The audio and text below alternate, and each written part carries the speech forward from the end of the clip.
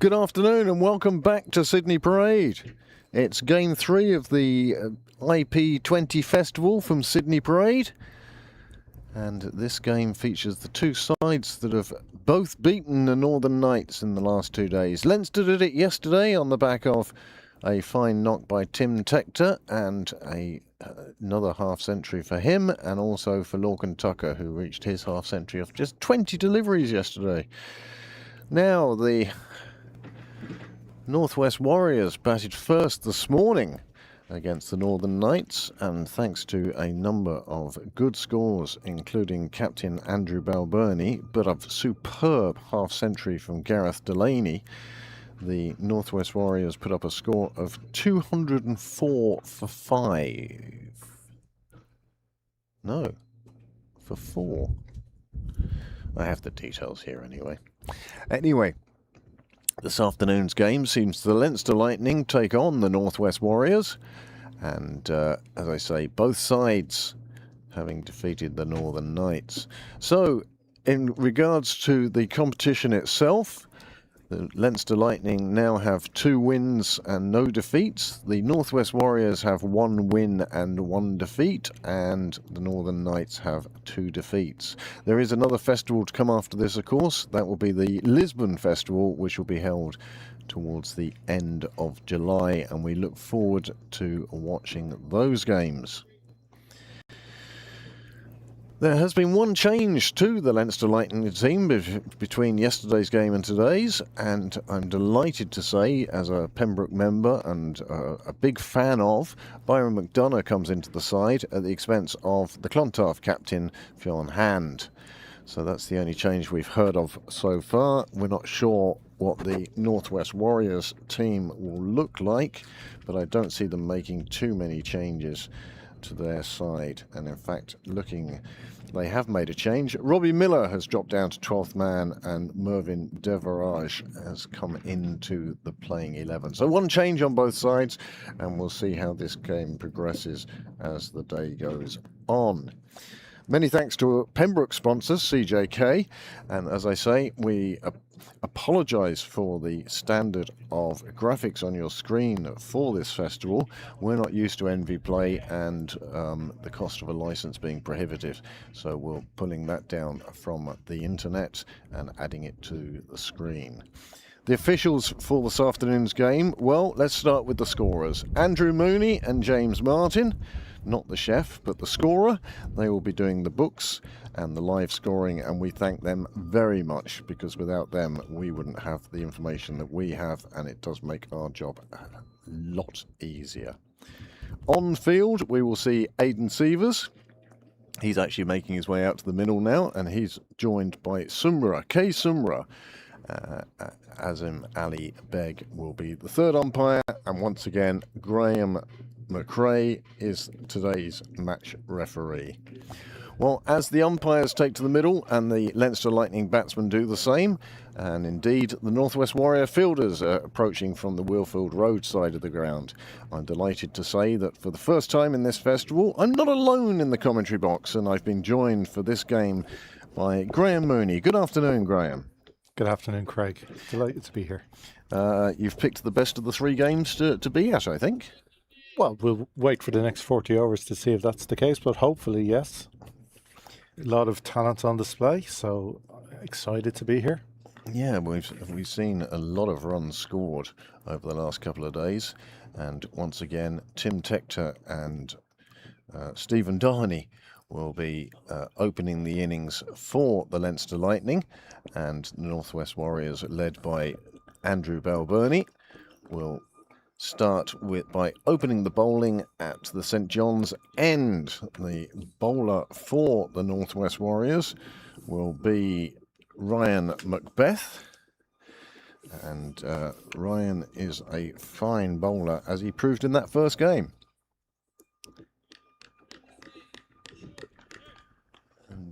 And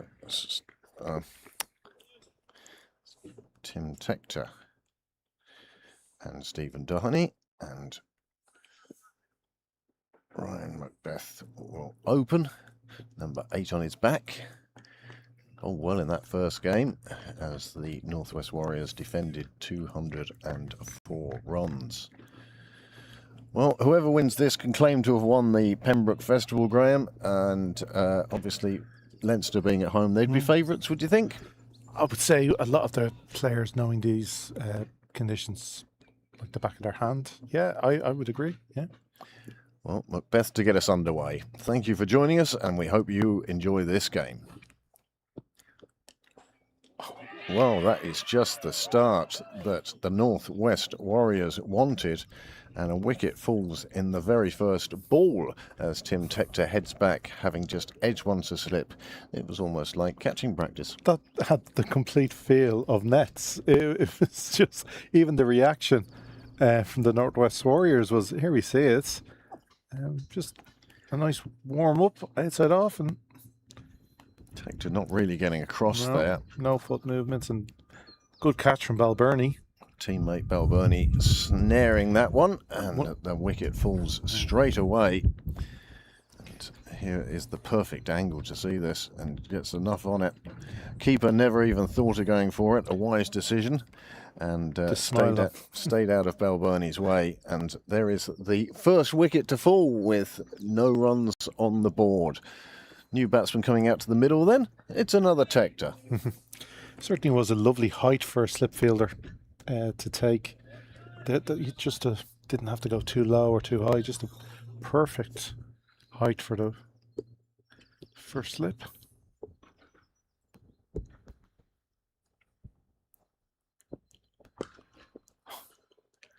An assured drive by Tector gets him off the mark, gets the Leinster Lightning off the mark. But my goodness, the Northwest Warriors would be delighted to see the back of Tim Tector. Well, the form he's been in this season, club and Interpro, has been fantastic. So yeah, you always want to see an early wicket as well, get that kind of trying to win that power play. Well, with regards to the IP20 competition, Tim Tector in second place with 65 runs. He's not added anything to that today.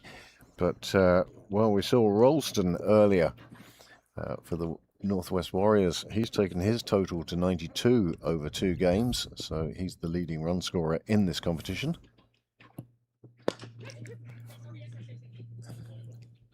Half a chance the field were excited for a moment. Anything in the air they're shouting at, really. But a super start for the Warriors. And now, well, you get the feeling, I suppose number 3, you're always ready to come in for the second ball anyway, just in case. Certainly England openers in the 80s were. Yeah, it's number 4 who's all of a sudden rushing around.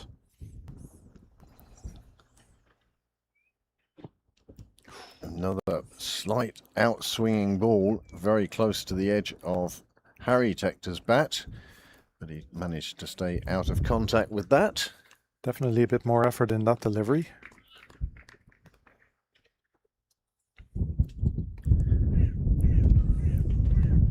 This game could go a long way to deciding the outcome of the trophy if the Leinster Lightning were to win this game against the Northwest. They certainly put them in a very strong position with just one festival to go. Tector comes down the track. Doheny alert to the chance and took it, and they're through for the single. Bit blowy, it's a bit breezy, but overall you'd say it's comfortable enough here at the moment. The sun is out, you can see some shadows on the screen on the pitch, but the forecast is unfortunately for more overcast. No rain is forecast, but we will wait and see how things progress. It's still pleasant though.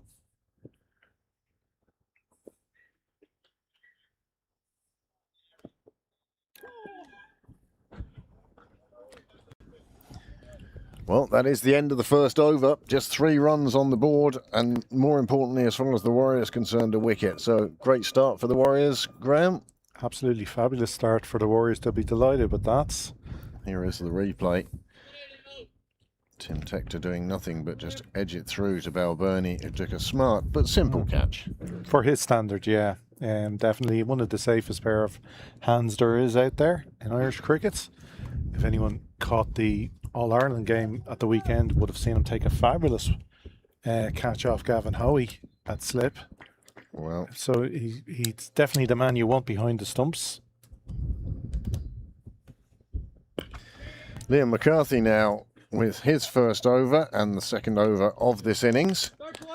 And the Leinster Lightning make sure to get a single.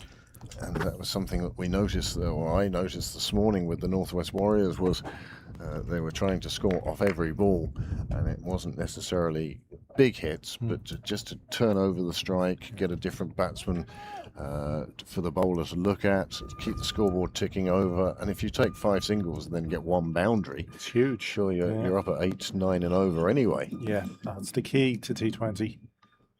As few dots as possible. Well, McCarthy, he certainly generated pace this morning, and it really hasn't been that long since they were in the field, the Northwest Warriors. They were in the field successfully in that first game. They bowled out the Northern Knights for just 159, I think it was, if memory serves. And part of that was certainly down to the pace of McCarthy. He really has come on in the last year or two and is fulfilling the potential that we saw in the IP series a couple of years ago when he was playing for Munster. Of course, we have test bowler bowling to 2 test batsmen at the moment, so they know each other well. But yeah, he's really coming on as a cricketer. You're even seeing it with his batting as well. He's having some great knocks for Railway this season. Obviously, it's almost a matter of self-belief, and he's realised just he is good. Yeah. So, Tony, 2 outside the circle for the first 6 overs. Both of them are square of the wicket, unusually. Normally you find people behind the wicket, especially when you've got somebody of McCarthy's pace coming in. But I think Andy Balbirnie and the Northwest Warriors are very aware of Doheny's strengths and indeed Tector's strengths square of the wicket. Yeah. And again, they would have, even for Tim Tector, who's so good at pulling the ball as well in front of square, they would have had a plan in place, kind of, like you said, more so in front of square than behind.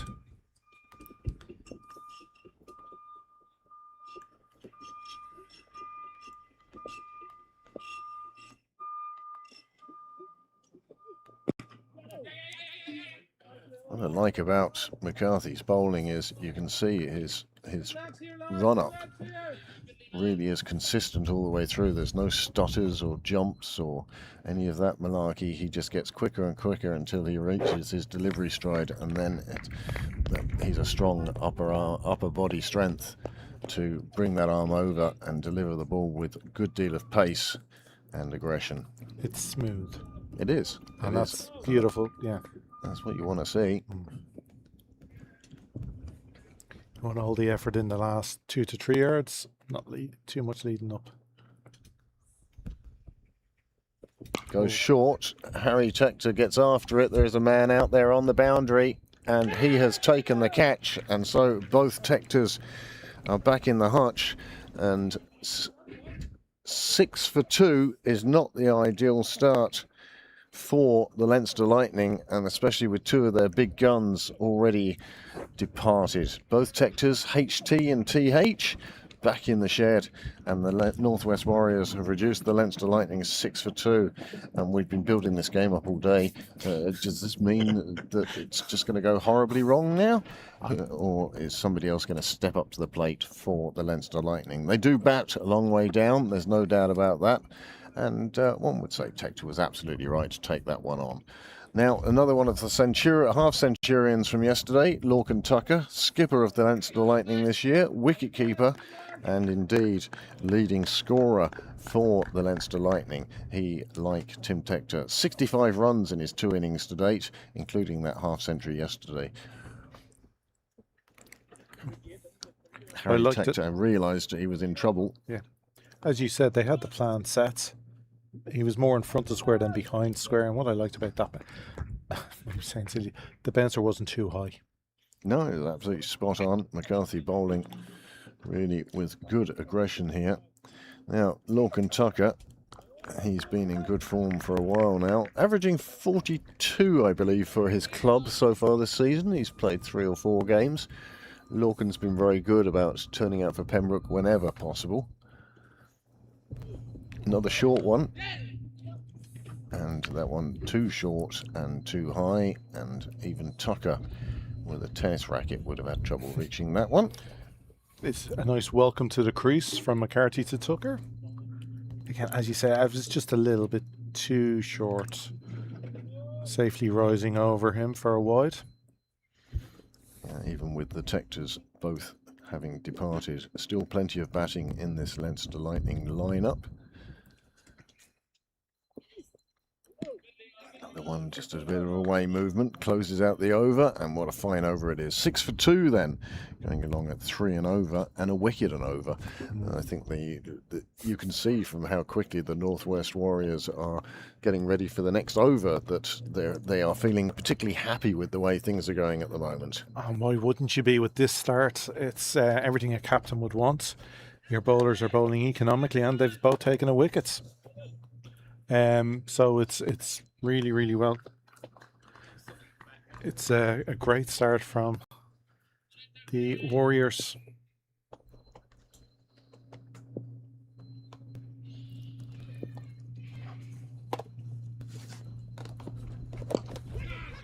Oh, what a take! Oh, what a take, what a catch, and guess who it is? He took a fabulous catch in the previous game, he's taken a fabulous catch in this game, and a third wicket falls.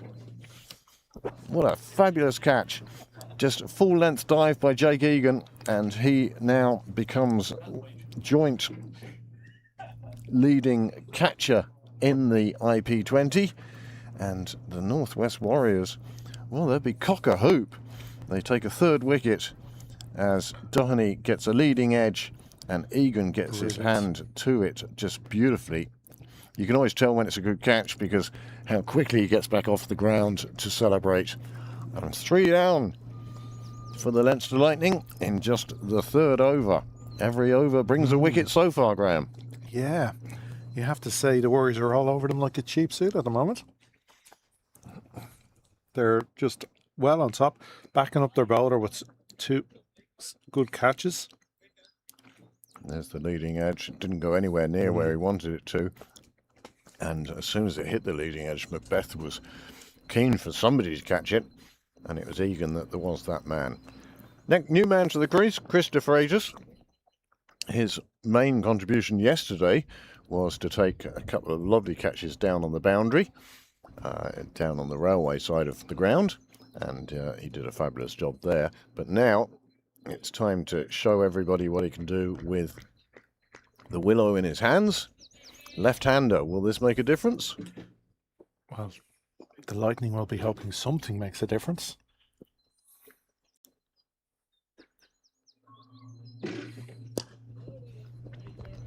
Chris de Freitas, of course, we're going to see twice over the weekend as well, Graham. The men's first playing Balbriggan in the Leinster Senior Cup semi-final? Semi-final on Sunday, yes. And the league, Premier League, on Saturday. Top of the table clash on Saturday, yes. Yes, Balbriggan in second place in the Premiership at the moment, behind Pembroke. But we'll leave club cricket for the moment and return to this enthralling interprovincial. Just a little drag down from the bowler. The new line. And again, it's the change to the left and right-handed. Something that would have been an excellent delivery to a right-hander suddenly becomes a wide to a left-hander.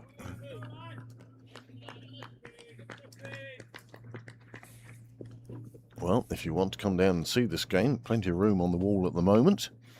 But if wickets keep falling like this, you might want to get here in a hurry. Yes, well, at this rate, we're 10 overs, 30 runs.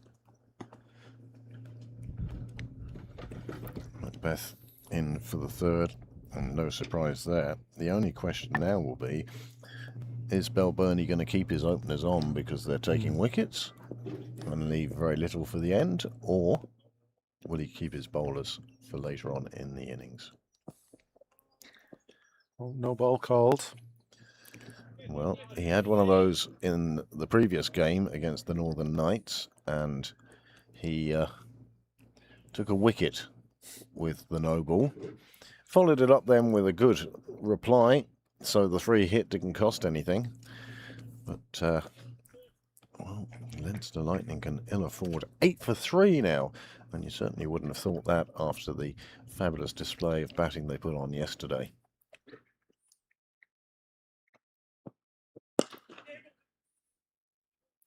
Just failing to get under that one.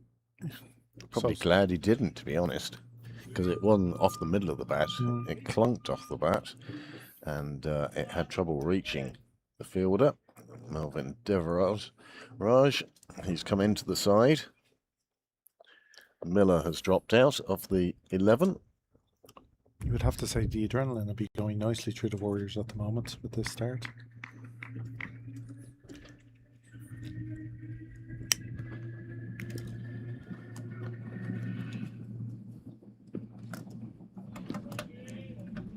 Tucker now reassessing things, playing with the freedom he had yesterday after Tim Tector had got the Leinster Lightning off to a great start there, which invited Tucker to come in and just enjoy himself. But not the situation today. 3 wickets down in the first 3 overs.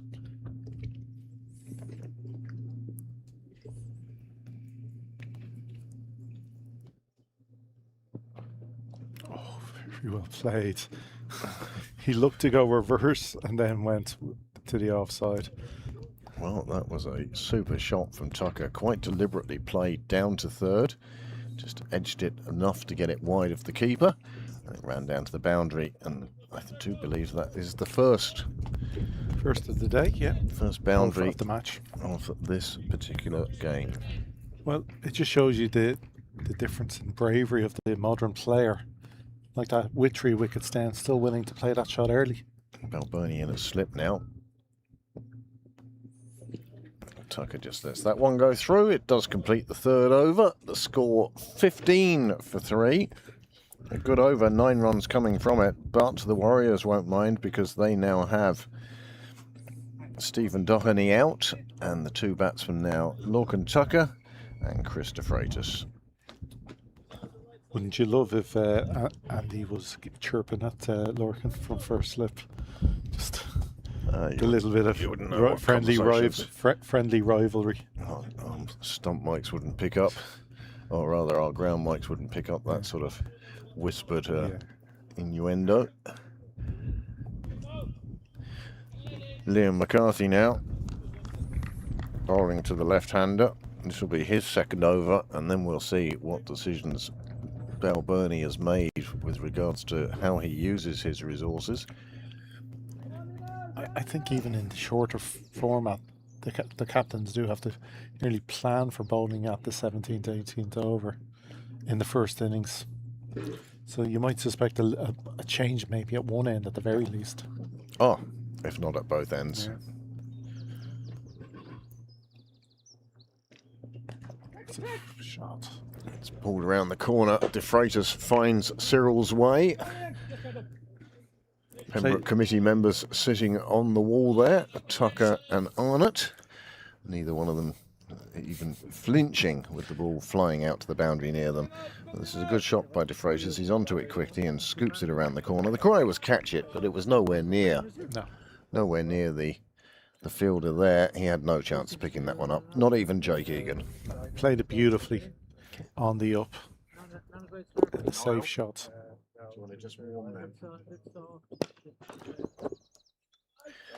Played away through a gap in the ring. Just brings in the boundary rider. And another single taken.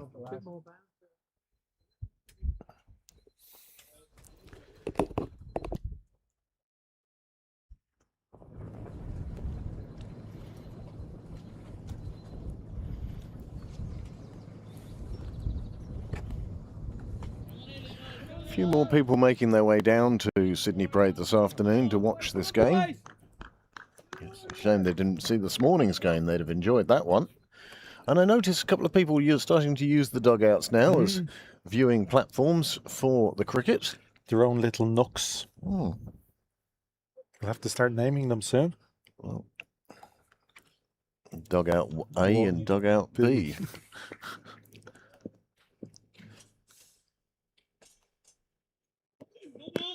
Oh, No ball from McCarthy, called early by the umpire. Tucker gets down to the non-striker's end. I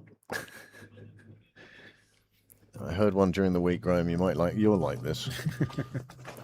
if USA is so great, yeah. why did they invent a USB? There you go. That's my humour for the day. Oh, don't you love a Christmas cracker joke? Social media turns us all into comedians.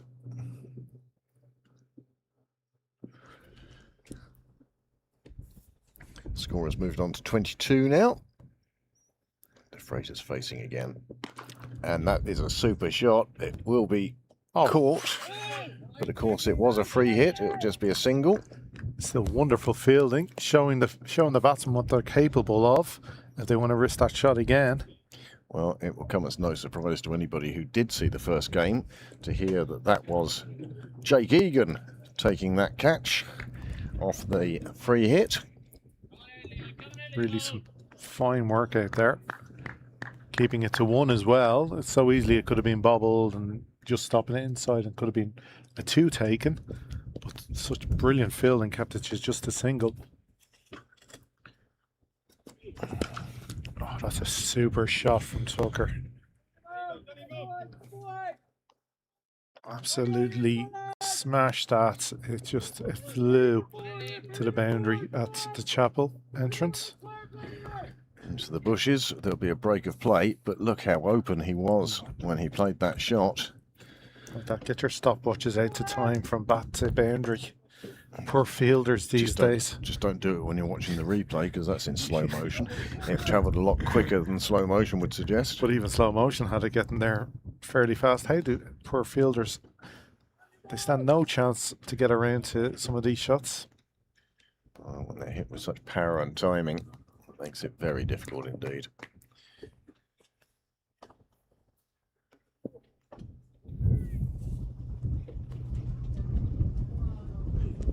Another good ball by McCarthy.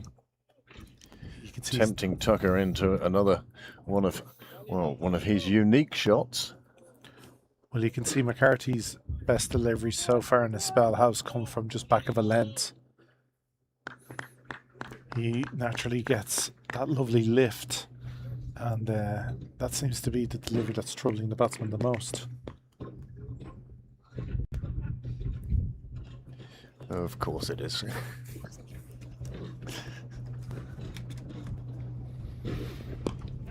Short and trying to cramp the batsman for room, but he could just tuck that away. Takes the single. That concludes the 4th over. The score has moved on to 28 for 3. And that's the first over, Graham, where there hasn't been a wicket. Take him off, Skip. He's useless. Well, as we say, the 2 opening bowlers have bowled 2 each now, and there's a decision here for Balbirnie, and he looks to have made the decision, and it looks like the man who was 12th in the first game is now coming on to bowl. Devaraj. Good time to bring him on with Leinster Lightning trying to rebuild for your first go of the day. Well, the question is, of course, in a T20, how many overs do you take to rebuild, and how many overs then do you start attacking again? And one suspects with Lorcan and Tucker in the middle, that's enough. Yeah, we'll go for it now. Well, you always feel any ball, he's ready to go. Very open stance from Tucker, but then brings that front foot across. Makes sure that he plays that into some space.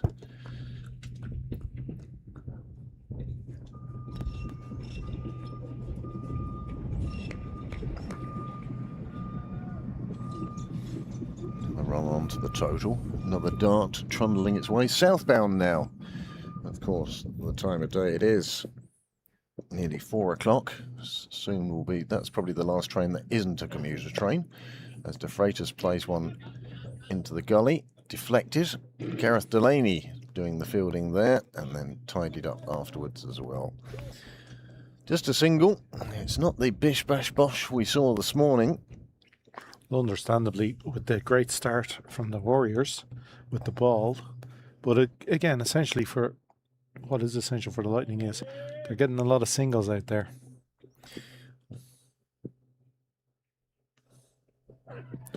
Well, there we go. Tucker was never going to wait too long before pulling out the shots. And he collects 4 down to fine leg with, what was it, a scoop? I suppose scoop is closer than most other things. Almost just a descriptive-wise, but a super shot. It's a flick, really. He'd almost made up his mind he was going round to that leg side early on, and it bounced just inside the rope and picked up 4. Again, a man who knows the dimensions of this ground so well, knows exactly where his scoring shots are. This time, takes the inside edge. It's just a lack of foot movement, a bit late on it, really. This could be a good partnership for the Leinster Lightning. Left hand, right hand, both positive players. But they just wouldn't have expected to be in this early. Many thanks to the 400 plus devices that are connected to us at the moment. Going round the wicket to the left-hander, trying to cramp De Freitas. De Freitas looking to cut that one. A little bit higher than he thought it would be.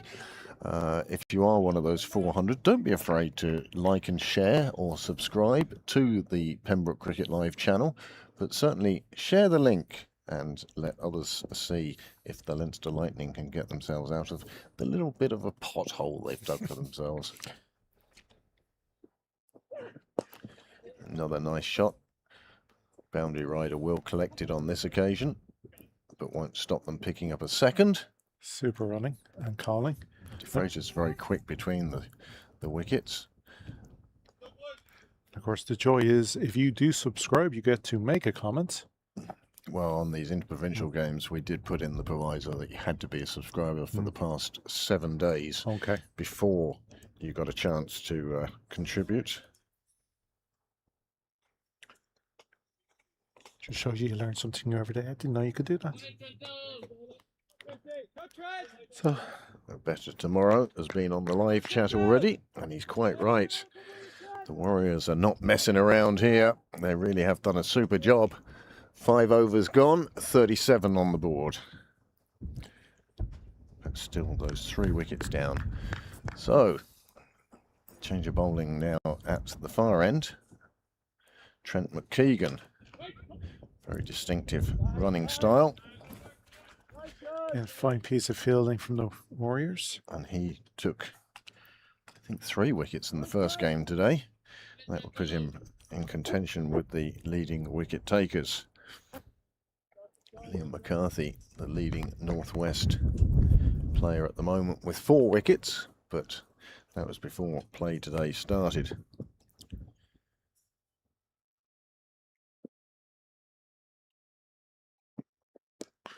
Oh, that's totally manufactured. That's 6. That is the most unusual 6 you'll see this weekend, or this week. And Lorcan Tucker, unsurprisingly, the architect of it. Again, he decided very early what he was going for, but the bowler saw him, decided to follow him across, and Tucker still had the answer to that delivery. Another 4. You'd have to have such strong wrists to be able to play that shot and for it to go for 6. But what do they say about every sport, every good player? It's time. They just seem to have more time than anyone else. That's one thing that Tucker does seem to have. Very rarely hurried. On this occasion, went down the wrong line.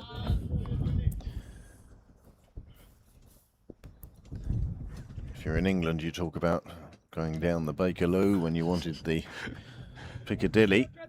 In Dublin, it's sort of, you can't even say the red Lewis and the green lights because they intercept each other.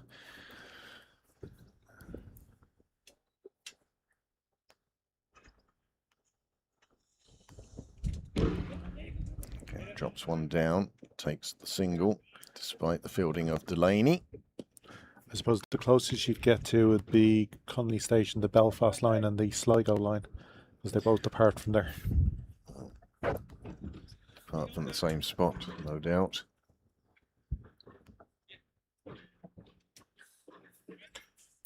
Connolly Station, of course, was only named Connolly Station in 1966.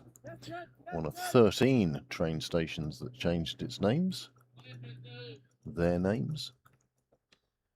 Daily station is the Bray station. I know that one. Nice shot from De Freitas, but the fielder will get across for it and prevent any more than just a single. And so these two now, well, they came together with a score on 6, and they've now taken the score up to 45. So a good partnership here for the Leinster Lightning, and it's exactly what they needed when they needed it. And it's going at a decent pace. Again, very few dot balls. Some excellent shots from Tucker. I think De Freitas is quite happy at the other end to admire it from the best seat in the house. More orthodox shot from Tucker. Just manages to beat Jake Egan on the infield and the boundary rider on the rope. And 4 runs to finish the over. And that means the score now has moved up to 49 for 3 off 6. And 12 runs coming from that over. Trent McKeegan not quite as successful as he was in the first game, but it's very hard if you're being asked to play 2 T20s in the one day to lift yourselves for the first game. And the Northwest Warriors certainly did lift themselves for that first game. They scored 204 for 6. They bowled out the Northern Knights, and then they go off and have lunch and sit around for an hour or so, and then you've got to lift yourself again. It's a very tough ask. It is, but coming out of that power play, it's funny. It was nearly a tale of two halves for even a short power play. Definitely the first 3 overs belonging to the Warriors, and the Lightning fighting back in the next 3 overs. Yes, those second 3 overs, they scored 34 runs. As De Freitas and Tucker, well, they're not going into their shell. Change of bowling then, again. Devereaux makes way after 1 over to Delaney out of the power play. Delaney getting one to slide past the bat of De Freitas through to the keeper. It's just a great start from Delaney. I will say nearly getting in the batsman's head already. De Freitas with a nice push though in reply. They pick up 2. Excellent calling from Tucker there, just quick on to spot the chance of 2.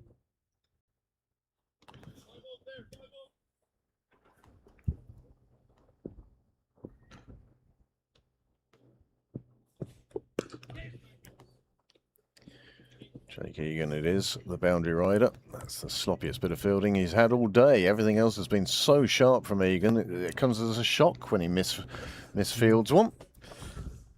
He's human. Well, one would have wondered after that first game with the catch he took. He must have covered 20, 30 yards. Ball coming over his head, and still took a magnificent diving catch in that game against the Northern Knights. Northern Knights, of course, now making their way back up the M1, heading home. Their work here is done.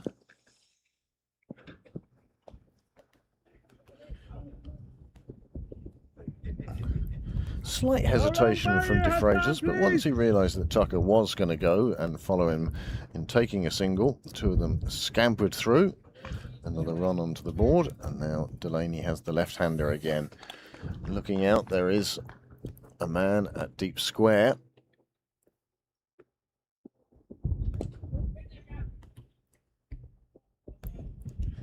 No chance of 2 there.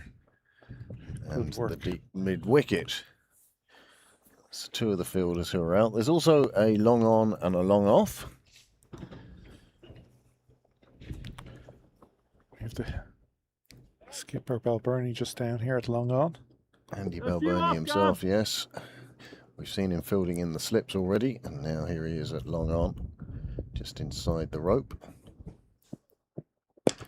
And he'll be in business here, if only to fetch this one from over the rope, because Tucker has just slapped that one through. Cow, really. Sort of more a baseball shot to left field than anything else, but it worked for him. It is the end of Delaney's over, and the score now, after 7 overs, has moved on to 58 for 3. Another good over, 9 coming from that one, and you can see that the Lightning, well, they've had their rebuilding phase, and that was the 4th over. Yeah. Since then, they've tried to be positive, and they've gone in search of runs. There's no point in the T20 going into your shell. No. If you're going to go for it, you might as well go for it all the way. And we're going to see another change of bowling, a change of ends. Look, only 20 overs to play. As you say, your rebuilding sometimes can only take half an over.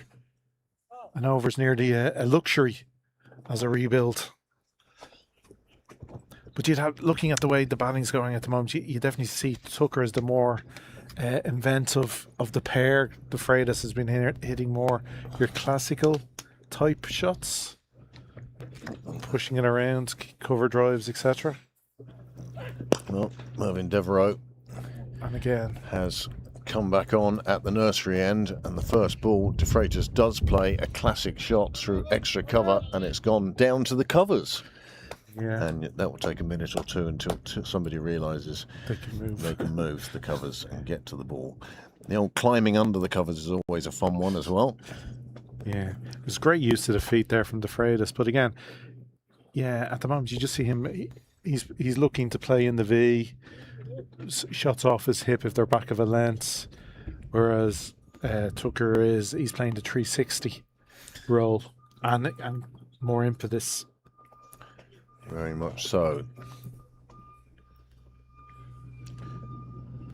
I think most people would be delighted with De Freitas' 126 strike rate at the moment, but when it comes to the modern professional T20, they do look more towards the Tucker end of things. He's pushing up towards 200. Devereaux with a nice bit of pace outside the edge of Chris De Freitas' bat.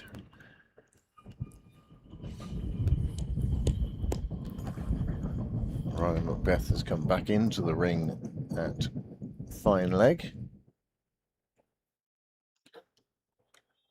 It's more a fine leg position now than deep fine leg, as our seagull meanders across the pitch.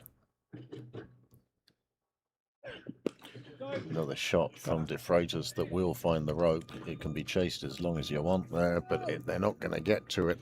Hassan Shahid, it was fielding down there, and really once it left the bat he had no chance. Somebody standing in front of the camera again. We'd like to thank them. It's just beautiful placement from De Freitas, using the pace, just turning the wrist, and as soon as it left the bat you really could only see it going for 4. Nicely done. 4 onto the total, and suddenly these two have put on a 50 partnership in double quick time without really noticing it. No. Came together when the score was 6. The score now is 66, so they have put on in 4 overs 60 runs.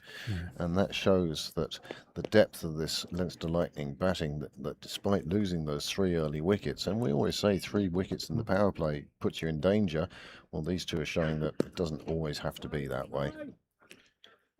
You have to say Devereaux is generating good pace here. It's just so far De Freitas and Tucker are managing to manipulate him around the park really well, finding the gaps and finding the boundary. 1 ball remains in this, the 8th over, and the sight screen's being moved again. It's a good job that our camera isn't fixed to those sight screens at that end. That's the end all the changes have been happening.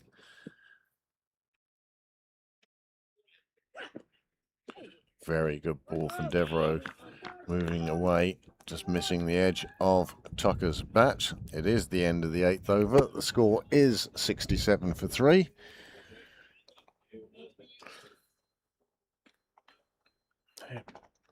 Now, one thing Andrew Balbirnie did do very well in that first game this morning was how he shuffled his bowlers around. Plenty of 1 over spells, never letting the batsman settle into a groove or a rhythm, that they knew what was coming from the bowler. I do like 1-over spells in a T20. And wickets did continue to keep falling. Delaney picked up one beautifully bowled, just did the batsman in the flight. He played across the line and he hit middle stump. It was a superb bit of bowling from Delaney. Great to see him back on the paddock. Absolutely. Horrendous injury last year, clash with a teammate at fielding, but he's come back from that. And he certainly showed that with a half-century in the first game as well with the bat, as well as a good tidy spell. Well, he has good memories at this ground. Of course, he had a man-of-the-match performance a couple of seasons ago in the T20 finals day here for Leinster, his club Leinster.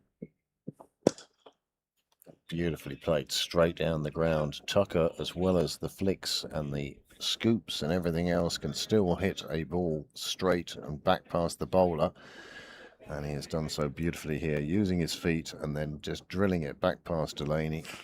And Delaney wisely not putting his ankle in the way of that one.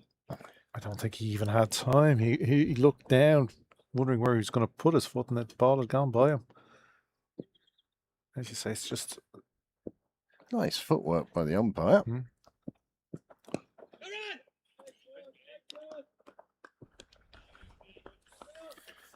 Well, it's an intriguing battle. Both of these teams have won so far at this festival. This is the battle of the winners. And Tucker has just popped one into the gardens, and that was more a hurling hit than anything. His hands were the right way round for a cricket bat and the wrong way round for a hurley, but it was just the way he lifted that. Yeah, he got under that. Quite deliberately got underneath it. Well, you can see Delaney will be upset with that delivery. He just let one go down short, and down leg, which just opened up the whole leg side for Tucker, who just ate it up and said thank you very much. Well, the batsman taking a quick drink, a moment to just, whether they're going to change gloves or have a drink or whatever, but they have time because Lorcan Tucker has lost yet another ball. This one thing about this ground, and with the big hits that they have to that garden side, is that well, the fences aren't high enough. No, not for the modern player. Not for these players with these great bats and great strength.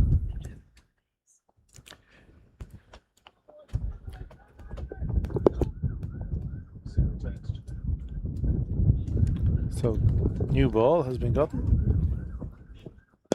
And well, straight away, Tucker follows that up with a more classical straight drive for 6. Well, one of the lads installing the new junior pitch here at Pembroke does a fine bit of fielding. He's quite pleased with that, he is. And another 6 for Tucker, 12 off 2 deliveries. And this one more classical, but straight down the ground, holding the pose, not even trying to run. He knew it was gone. Delaney, as a result, pushes this one a bit harder, and the 2 batsmen cross for a second time. And that means 14 runs from the final 3 balls of that. And Lorcan Tucker once again has reached a half-century and has done so in double quick time. 86. 19 runs coming from that. Gareth Delaney over. Just a 24 deliveries for that half-century. And considering when he came in, and the moment he came in, with Leinster Lightning reeling with 3 wickets down, that's a superb knock to get his team, well, you have to say, back in towards the ascendancy. 6 4s and 3 6s in this innings so far for Tucker. And he has been, well, just a run machine for the Leinster Lightning at the moment. Split sight screens at the far end now. And it's Macbeth. And De Freitas says, anything you can do, I want to do too. And he's hit that one, and it's cleared the scorer's tense. And it's another maximum. A super shot from De Freitas. And again, what's just great about it, it's just, again, keeps his shape really well. Head down, through the line of the ball, and backs himself, and rightly so. As you say, that easily cleared the boundary. well, No danger there of being caught. There is a man right there, but Well, he's not behind the scorer's tent anyway. Yeah. This time cut square on the offside. They will look for two, and De Freitas is very, very quick between the stumps. There's no doubt about that he was safely home there. Superb running. Again, the key to all great T20 scores is what you do in between all the boundaries. And if you're picking up twos like that, as you said earlier, it's just going to add to a big total in and over. This time De Freitas putting it down towards the clubhouse, and he finds the rope again, this time without any concern, all along the ground. Lovely shot, just pulled across there, and that will take the score on to 96, and that means that these two have put on 90 now. And again, they have done it in double quick time. Again, it's just a bit too short there, and De Freitas is quick onto the length and is able to dissect between the two fielders. Well, that's the thing is, Macbeth bowled a length there where if De Freitas had tried to come forward to it, it would have been a very good length. But De Freitas went so deep in his crease, he made it look short, and then could put it away as he desired. Macbeth again played out to the offside. And again, they're going for two, and that could have been Tucker's most dangerous moment so far. If that had been a direct hit, it would have been some throw from the boundary to be a direct hit, but you wouldn't push anything past these players. These are the players who are at this level for a reason. Yeah, the best of the best.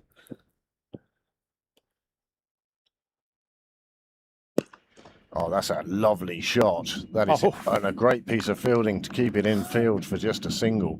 But there was power in that. It was hit firmly down the ground. It ends Macbeth's over. The score now, as the Leinster Lightning have passed 100, and at the halfway mark they are 101 for 3. These two just 5 runs short of a century partnership, and well, you wouldn't bet against them getting those in this next over. Well, not the way they're batting at the moment. It's just been a great show. Like you can see in the last 2 overs how De Freitas is coming out of his shell a bit more. He definitely was playing the second fiddle, if you want, to Lorcan Tucker in the start of that partnership, but he's definitely coming out of his shell, going more aerial. Well, he's moved on to 37 now. And Trent McKeegan coming back from the St John's end. This will be his second over. Quite a successful outing in the first game. If memory serves, he picked up 3 wickets in that first game. Well, the Leinster Lightning having reached 110. Will definitely be looking to double that in the second half. Still 7 wickets in hand, as they have been since the third over, when they looked in a bit of doo-doo. They were... Sorry, these two haven't put on that many because there was the third wicket fell with the score on 7. Thank you. So 1 out. Makes all the difference between a partnership of 99 and a century partnership. Oh, that's a big shot. It's big, it's long, and on top of the container. Super straight shot down the ground. Another 6. And that does bring up the 100 partnership between these two. It's come in 6.5 overs. And that was a super shot. It's like that.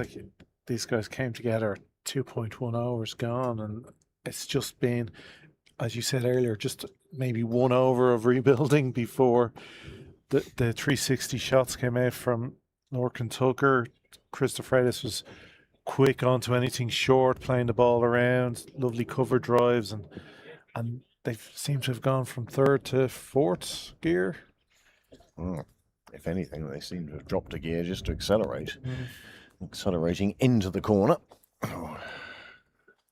Yeah, I'd hate to say 5th gear because you always feel these guys have a little more.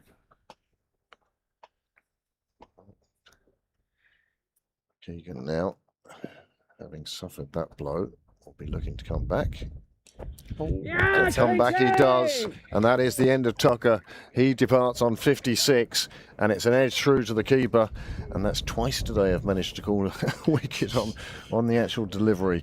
Fourth wicket falls then with the score on 108, and what a partnership that was. But Lorcan Tucker departs now for 56. Yeah, magnificent knock. 56 from 26 deliveries. Absolutely got his team back into it. And it's just brave from the bowler. The lengthy ball there, you know, keeping it pitched up. It was a bit wider of the stumps. Again, Tucker might be disappointed with his feet movements, not getting out to it, but it's important as a bowler that you bowl what you want to bowl as opposed to trying to bowl what you think the batsman doesn't want, because when you've got a batsman in front of you like Lorcan Tucker, you don't know what will happen. yeah. Now this brings George Dockrell to the middle. George, of course, we know how powerful his hitting can be. He had a double century last season in the Leinster Leagues. We're not expecting that from him today, but certainly he has the power, the strength and the shots to go big if he needs to. However, Trent McKeegan, having taken a wicket, Starts with a dot. But no, he's had another good season so far with the bat again for Phoenix.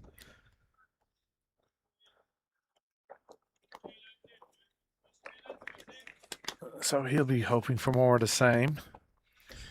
Maybe rotating the strike just in this next over or two and try to give Chris DeFreitas as much as he can when he just gets a look and a feel for the pace of the pitch.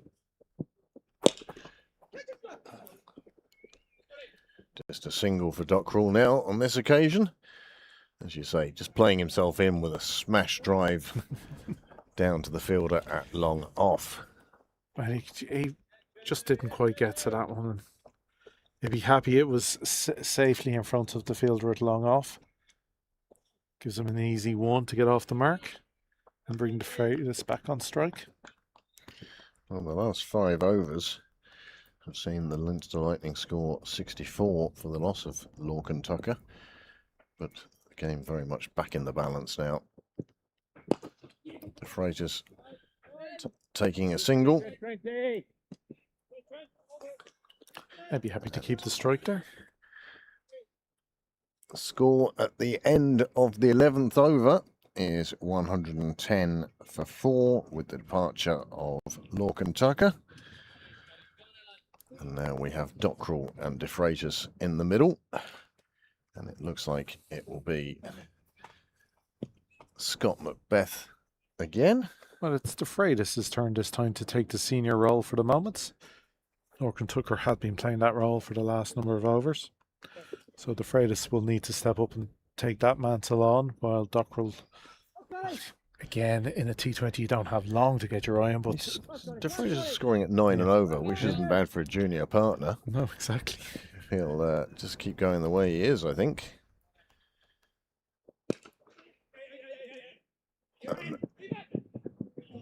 That is good batting and good calling. These two very much in sync. Freitas of Balbriggan as well as Dockrell of Phoenix. It's good to see because it's always difficult when you're it's again when they come to this level, it's batting with somebody you don't bat with every week, and you're not used to their little running habits and calling habits.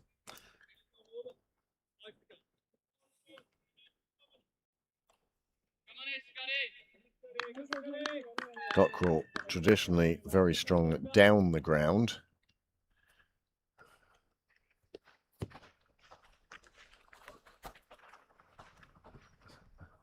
It's funny hearing the ground mics like somebody's walking through your head.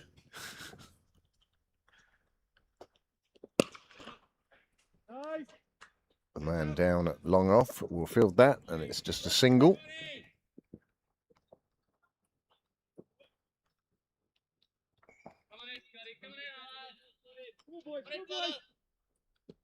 Beth going round the wicket to the left-hander, looking to cramp him for room.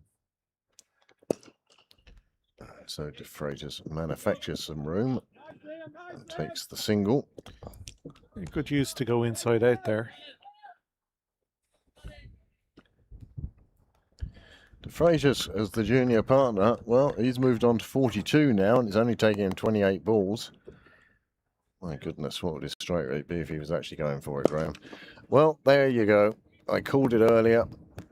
Dockrell likes to go down the ground in the V, and that one was just in his arc, and he put it away beautifully for 6. There's a fielder, went right over the fielder's head.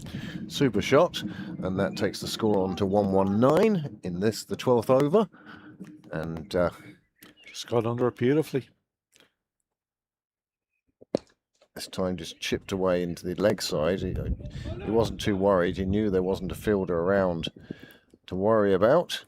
And 2 runs taken very quickly and very well. Take a look. So that's what we're showing. That's what's lined up next. Those are our 4 cameras, and these are our replays. That's a fine shot again. It's just straight down the V from Dockrell. Again, a 1, but again, no dots, which is... Well, that's what you want, isn't it? You want to be continually scoring, continually...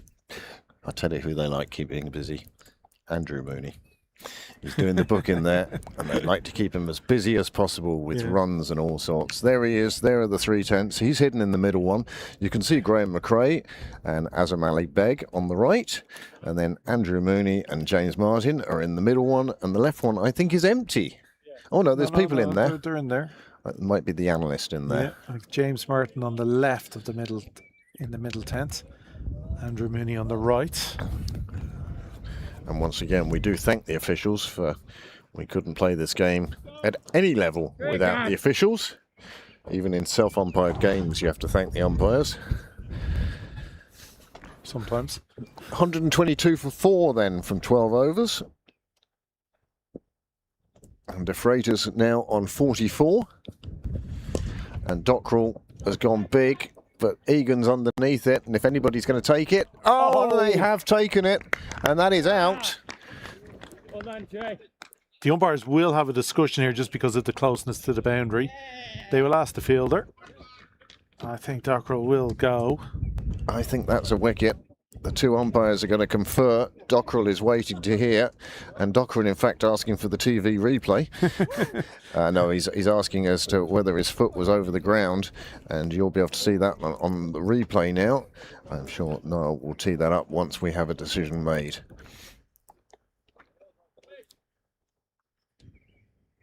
And it's given out. Yes. Dockrell is disappointed with the decision, but it was a fine piece of fielding. Once again, it's that man, Jake Egan. And here is the replay. Delaney, it is the bowler, hooked over to the leg side. And the catch is taken. It's tight. It was tight. And I'm sure there'll be a number of Leinster fans and maybe even players who will be viewing this on YouTube and slowing down the player speed. And again, it is so tight, but well done, Jake Egan. And the umpires have given him out, and that is the end of George Dockrell's. It's in the book. We're just saying it there. James Martin and Andrew Mooney will have that in the book, and that's all that matters. Everything else, well... Speculation. Speculation. 5 down then. 122 on the board. And George Dockrell departs. New batsman comes out to the middle. Fine hits. He would have just hoped for an extra couple of yards on it, so there was no doubt. But the question is the placing of the foot on the ground and the ball out of the hand, and it's very tight. Dale McDonough on the sidelines, the groundsman here, he was very quick to say that it was out, and he had possibly a better view than certainly you or I did from here under the gazebo. But the replay was interesting, and in fact, I think we might see that one again. Now, another left-hander has come in. You'd need frame by frame by frame on that one. Well, that's what Niall can give you. Yeah. Just put on the road. Yeah. And there it is. Over the road, but he said before. Give me that. Take that.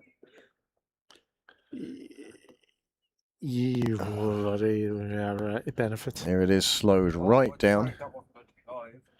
It's slowed right down, and the foot touches.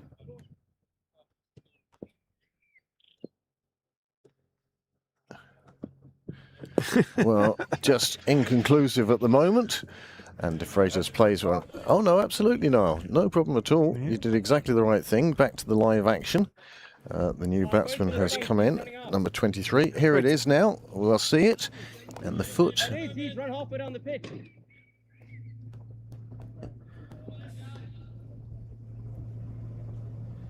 Yeah, I think that is the conclusive one. And George Dockrell might, in fact, have reason to be displeased, but that just means that the new batsman in, it's David Delaney. David Delaney has just hit a beautiful 6 down the ground. Sorry, so I'm assuming it's David. It is David Delaney. You just start to recognise the gait of certain batsmen. Oh, what an amazing caught and bowled from Gareth Delaney. And if he hasn't damaged his hand in some way, well, if he has, it'll be made up for from the absolute shot of adrenaline that is rushing through his body right this very moment. And there was no doubt about that. That is a super catch of a ball that was hit exceptionally hard.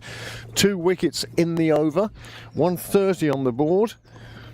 He gets the ice, get the ice on that now. That was an absolute, that was a rocket. What an over this has been for the Northwest Warriors. They have taken 2 wickets. There are now 6 wickets down, 124 on the board, and 2 quite amazing catches. Yeah. Whether or not... Well, if they're catches. Well, they've taken wicket with them. Yeah. And this one was wellied back. And Delaney did well to just leave his hands up there long enough, but he also gave with the ball. Yeah. He had a bit of give on it, and that's why he was able to hang on to it. My goodness, that was some catch. Here it is again. There is no doubt that is hit baseball style with full power, and you can see the disappointment Delaney has once he saw that Delaney caught it. Well, so Delaney caught and bowled by Delaney. Yeah, he'd just be disappointed he didn't get under it like the previous delivery that went for 6. Quick call of 2. Will they take it? They will indeed, and De Freitas again, very quick. And that has brought Gavin Hoey to the crease. Another power hitter, really. And that is an amazing over as far as both the Northwest Warriors are concerned, but also as you as spectators are concerned. That was amazing. First of all, Jake Egan, it's a split-second decision, and the way it was seen, it was given out, and that's how it is in the book, to the disappointment of George Dockrell. And here it is again, and it's... But he's not even going to get the benefit of the catch. He doesn't get credited with the catch. And then this is the caught and bowled. Yeah. Oh no, this is Hoey's hit. Yeah. This is the caught and bowled. And this was really struck with some force and venom. Yeah. Bang, and whoa! One of those ones where you almost regret taking the catch. Yeah, you can almost see him going with, that had been a cartoon, he would have gone with the ball to the boundary in a puff of smoke left behind. Well, Liam McCarthy into his 3rd over now. Good time to bring him back on. De Freitas, partnered now by Gavin Hoey. And Gavin Hoey, we know, he certainly knows which end of the bat to hold, and he is capable of the big shots as well, as many of these Leinster Lightning players are. The score now 133 for 6. And De Freitas has moved on to 46, I think. But again, the funny thing is, McKeegan is credited with the catch for Dockrell. Yep, and it's the simplest catch he'll ever take. Well, it was still great reaction for him to stay alert and take it. But if that was a run out, it would be A.N. Udder and A.N. Udder. They would put down 2 names. McCarthy just looking for that extra pace, has slipped down the leg side, and one of the few extras we've seen here in this innings. You almost think that should be credited to both fielders. Well, it's not. I know. But certainly Egan putting the work in. Yeah. But he got the credit for the other catches he's taken today, and fine catches they were too. It just shows how good of a fielder he is. It's great work. No, I'm just going to have the dog walker. Well done, sir. He looks like he has that cricket jumper. You think he'd know better? And nothing worse for a fast bowler. There he McCarthy goes. was almost through his run up. That's the stroll back again. Wanders strolls past our fourth camera.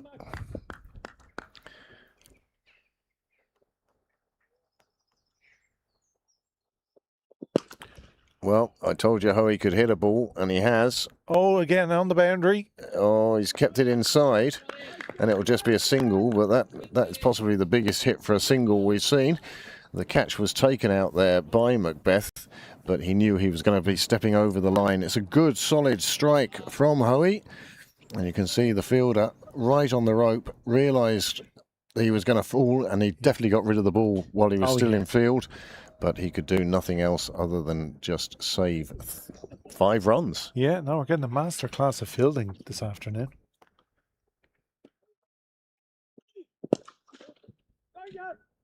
De Freyters again, just knocking one down the ground. This is the joy of watching the IP. You do, again, you're getting the best players out of each club, and so you're getting the very, very, very best fielders. Very much so, that is the case.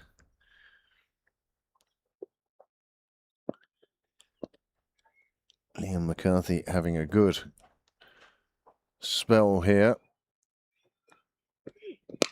Hoey takes him round to square leg. Oh, it's spilled.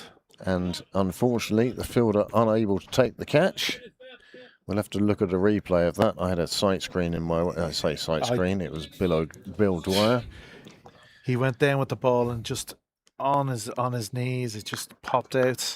Sometimes that happens. Yeah, just caught his belly and chest through his hands, and out it came.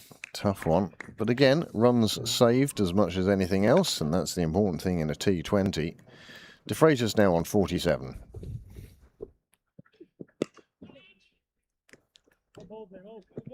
Sends the bowler back to do his own fielding.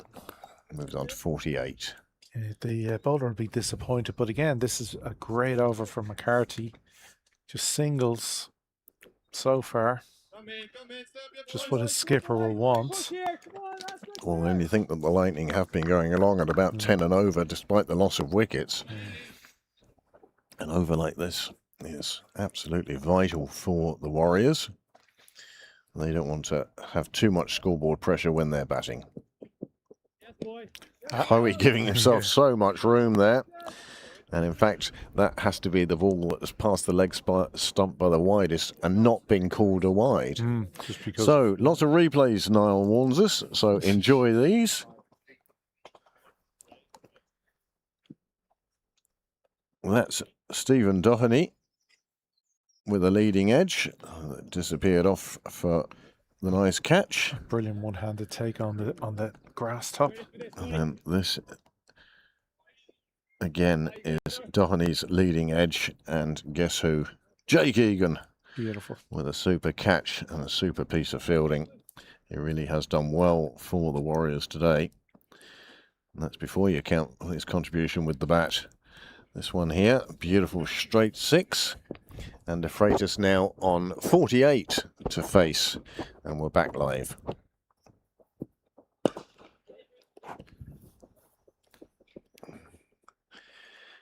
Well, he raced along to get into the 40s. I wouldn't say it's the nervous 40s, but just the bowling he's been facing. He hasn't been able to get away in the way he would possibly like to. And obviously the loss of 2 quick wickets has just made him conscious again of a slight rebuild and just...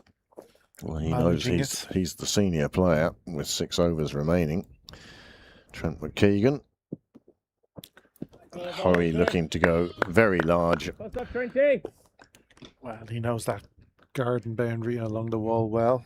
He has, in his time, lifted many deliveries into the gardens. Again, Andrew Balburney showing his captaincy skills in how he has allocated his resources to this innings. Trent McKeegan in his 3rd over. Hoey's gone big. It's in the air. It's not going to clear the rope, but it will clear the fielders, and Hoey will be content with just a single. Well, It's well bowled and not where he was looking to put it. mind you, if you had to have a number 8 coming in, Gavin Hoey's a fine number 8 to have. Yeah. It just goes to show how far, how deep the Leinster batting order goes. You could almost argue it almost goes all the way to 11. Yeah, after 40 years of junior cricket, any time says, oh, we bat all the way to 11 is usually the day you prove it. And not proving it very strongly. However, that is Chris Faces' half century. He's done exceptionally well. It's just taken him 6 overs to score a half century. Usually takes me 3 games, but he's got there in just 36 deliveries. He has hit 1 6 and 4 4s, and he's striking at 140, so doing a super job for the Lightning. Yeah, it just took me 10 odd 6. Hoey's gone high again. This time the wicketkeeper is underneath it, calls for it, takes it, and that is the end of Hoey. He felt he had to go big and had to go quick, and on this occasion he didn't get away with it. And Trent McKeegan picks up his second wicket, and the score now 141 for 7. And we're starting to think now at this stage, Graham, of asking you, what do you think is going to be a good target for the Northwest Warriors? Where are we looking for here? Are we looking for 160? Are we looking for 180? It's funny, I was going to ask you from this morning's game what you feel was par. Looking at with 5 overs to go, 5.5 overs to go. Oh, Hoey knew as soon as he hit that, didn't he? You just He knew you it was in expect the it air. to be taken. You're looking at, ideally, you're looking at minimum 40 runs, which is the 180 mark. So that's about where you think that they're going to end up. Well, yeah. And what do you think there, Mr. Joe Public? How do you feel this is going to go? I'd say 180 is a minimum. If they get that, if De Freitas can get going again and get that big over that he would hope for, that's where you're looking at the 190 to 200 area. But certainly you'd back the Warriors bowlers at the moment. With McKeegan, still has an over after this to bowl.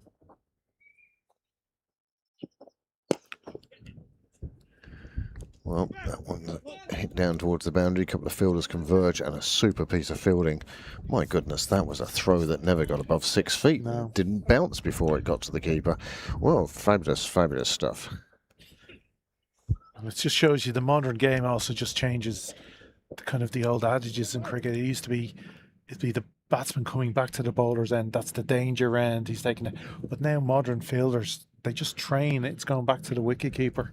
And it's actually the guy who hit the ball who could be in more trouble. We saw that the other day for the Irish women where Orla Prendergast was running back.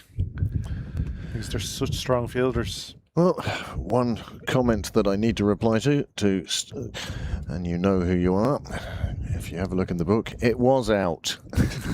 And that's all that matters. And what we've confined with TV replays, etc., yes, we have technology on our side. The umpires are making a decision based on what they saw in real time, in a split second, and it was out. Yeah. So that was the end of that debate. We also have a watcher, a viewer in Italy at the moment. Oh, buonasera. I hope you're enjoying the game. And as we see the last 5 overs now. Oh, good fielding again. Keeps it to 1. Mondra is the new batsman, number 10 on his back. So who's your money on for 10 and 11? Hollard or McDonough? If we get to see them, of course, we've seen McDonough strike some lusty blows coming in at the end in his Pembroke top on. Moving to Viraj from the nursery end. Has put one into a magnificent gap, and it has in fact reached the boundary. The ball's momentum overtaking the fielder's desire for it to stop, and another 4 and another boundary. So that is superb. It just shows you, just use the pace of the ball. As long as you can manipulate where you're putting it. 148 in this, the 16th over now. Oh. And this one also has gone straight up. And the bowler takes a nice caught and bowled, nice simple wicket for him. And that is a brief visit from Mundra. And Devereaux picks up his first wicket. He'll be happy with a strike rate, just not the number of runs to go with it. Finishes just on 6 off 3 deliveries. But a good take in the end by Devereaux.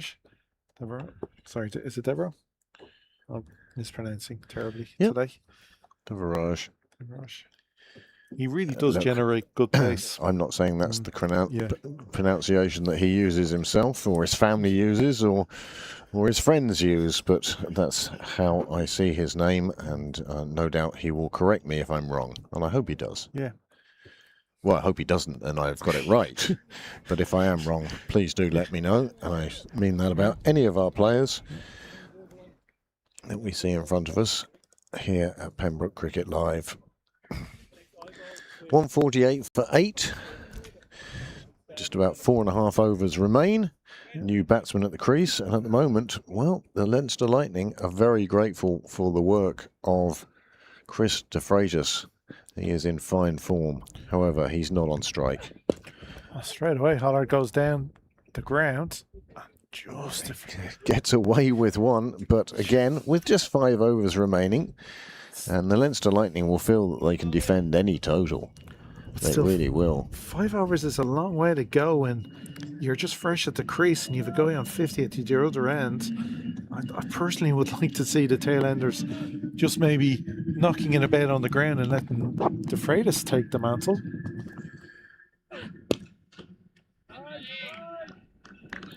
The last thing you want is de Freitas, it's not back your overs. Yeah, that's what you don't want. Yeah, and him stranded at the non-strikers end, because he has watched a lot of wickets fall in these last few overs. Well, the chase for runs continues. Is 148 enough?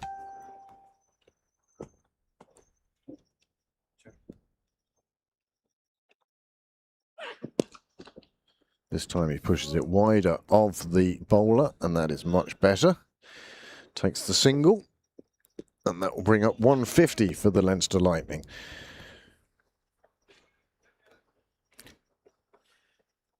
Yeah, I think the Lightning have done well in these to get to 150, considering the start the Warriors made today. But well, losing 3 wickets in the first 3 overs, including Tim Tector, Harry Tector, and then of course Stephen Doheny with that leading edge. But to be 3 wickets down, 3 for 15 off 3, you thought, oh, the Lightning could be in a bit of difficulty. But this is cricket, and the great thing is that you're not reliant on just one superstar. You don't, having a Ronaldo or Messi doesn't matter, because you need somebody at the other end, even if it's just somebody holding up another end. Yeah. Gareth Delaney back into the attack now. The score 150 for 8 off 16. And de Freitas trying to take the spinner on, and instead hits a full toss and hits it straight to the fielder down at long on. I can't see the number on his back there, Graham, can you? It is. It's Macbeth. Yeah.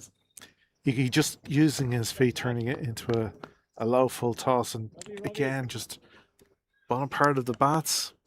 That's the catch earlier from Delaney. Absolutely superb. Here is. Well, that is. Yeah, the wickets. You can see de Freitas. He's batting with number 8 there, number 10 there. You can see that he needed to hit boundaries, and he went for one too many. It was a full toss, which meant he was there a little early as well, and he lifted it down, and it was Macbeth who took what was a very good catch. And that brings to the crease on his Leinster debut. Yep, Leinster debut. Good evening, Keegan. How are you? Byron McDonough. Wednesday evening. Junior Nets will be on later after this game. Certainly won't be during this game. No. Delaney again successful. Yeah. Coming in at 11, but McDonough has shown over the past few seasons for Pembroke his ability with the bats. He certainly knows which end to hold anyway, so stylish looking player. Oh, however, his calling might need a bit more work. Yeah. It's reflecting. Oh, sorry.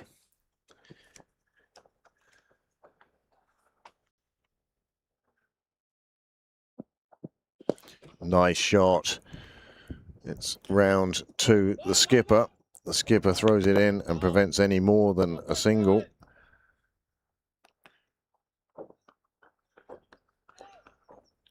Andy Balboni might be over 28 now, doing a fine job of patrolling that boundary.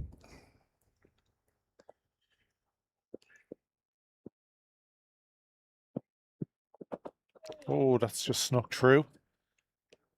Will be extras. They decide against taking a second. That bring McDonough back on strike. Bye signalled by the umpire. There haven't been that many extras. Just the first bye of the day. The game. Of the game, sorry. Yes, sir. Habit.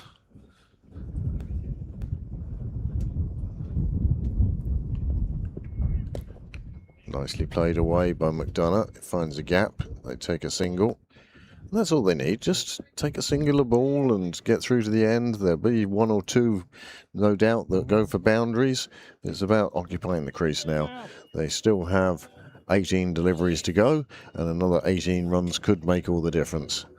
Absolutely. You would look at, say, minimum 18 singles, but throw in even 2 fours into there, and yeah, they'll be right up there. Well, you would hope be a minimum to defend 170. 2 half centuries again, just as there were yesterday for the Lightning. Yesterday the Lightning chased, and this morning the Warriors set. So both teams doing exactly the opposite they did in the first game. And we shall see how it pans out in the end. Liam McCarthy now coming in from the nursery end. In search of just one more wicket as McDonough plays one out on the leg side, but in the V. And then they take 2 for that. And that's another welcome 2 runs for the scoreboard.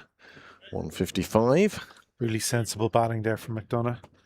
Placements and then quick calling and excellent running between the wickets. Bit of a crowd building up here as people turn up after work. Yeah, still a bit of heat in the breeze that is coming across the ground left to right in your screen.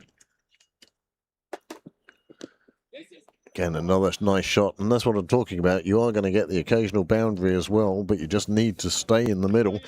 4 more runs takes it up to 159. Yeah, McCarthy just a full toss onto the leg. It didn't need much with his pace. Need much from McDonough to get that away, and he does. He squeezes it in between fine leg and the wicket keeper for gladly taken 4. Well, I think the last 2 overs will be bowled by Trent McKeegan and Ryan Macbeth, rather. My apologies. And again, a little bit of everything in that, and a chance of an overthrow, but Liam McCarthy is scampering back there to prevent that, and does so. I don't think the batsman had any intention of taking a run. McDonough was still admiring his shot. The wicketkeeper was just apologising to the bowler for leaving him in that position. But McCarthy, well, he rescued everything. No extra runs. Well, I say no extra runs, and the first thing he does is give an extra run. One slipping down the wrong side of the batsman, and another one onto the total, and that brings up 160. Now, you said earlier on that 180 would be where you'd be kind of looking for the Leinster Lightning to get to. They will feel that 160 is enough to defend. They have a good bowling attack and good hands in the field, but you just don't know. No, exactly. as you can see, once you get set here, it's a fast outfield. McDonough again, using a straight bat, but sort of playing across the line. Goes for two and gets them. It is again. You can just see a small hesitation from McDonough when he reached the bowler's end. Just again, a batter he's not used to running with. So he just, but they had enough just time have to check. But yeah, they got through.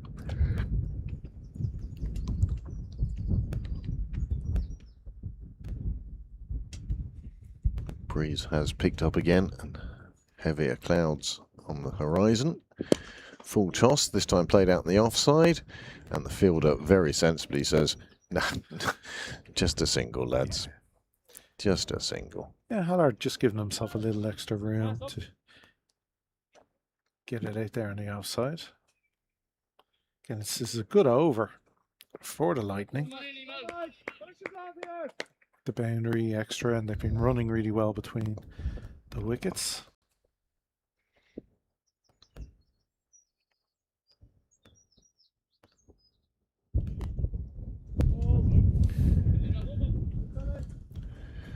And that is the end of the 18th over. 163 for 9 after 18. That's a fine over. 10 runs coming from it for the Lightning. 10, one would almost say, bonus runs. Wow.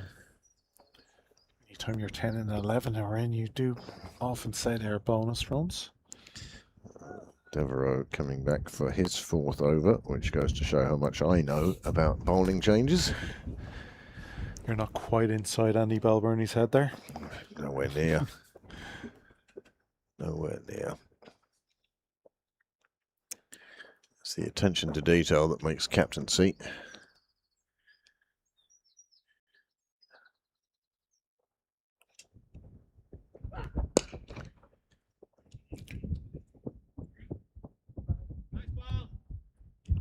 And in fact, it's the aforementioned Andrew Balburney doing the fielding on that occasion. Another single, and again, every single is considered a good result for the Lightning at the moment. 164 for 9, just an over and a half to go. This one hit well down the ground and into the car park and into a car.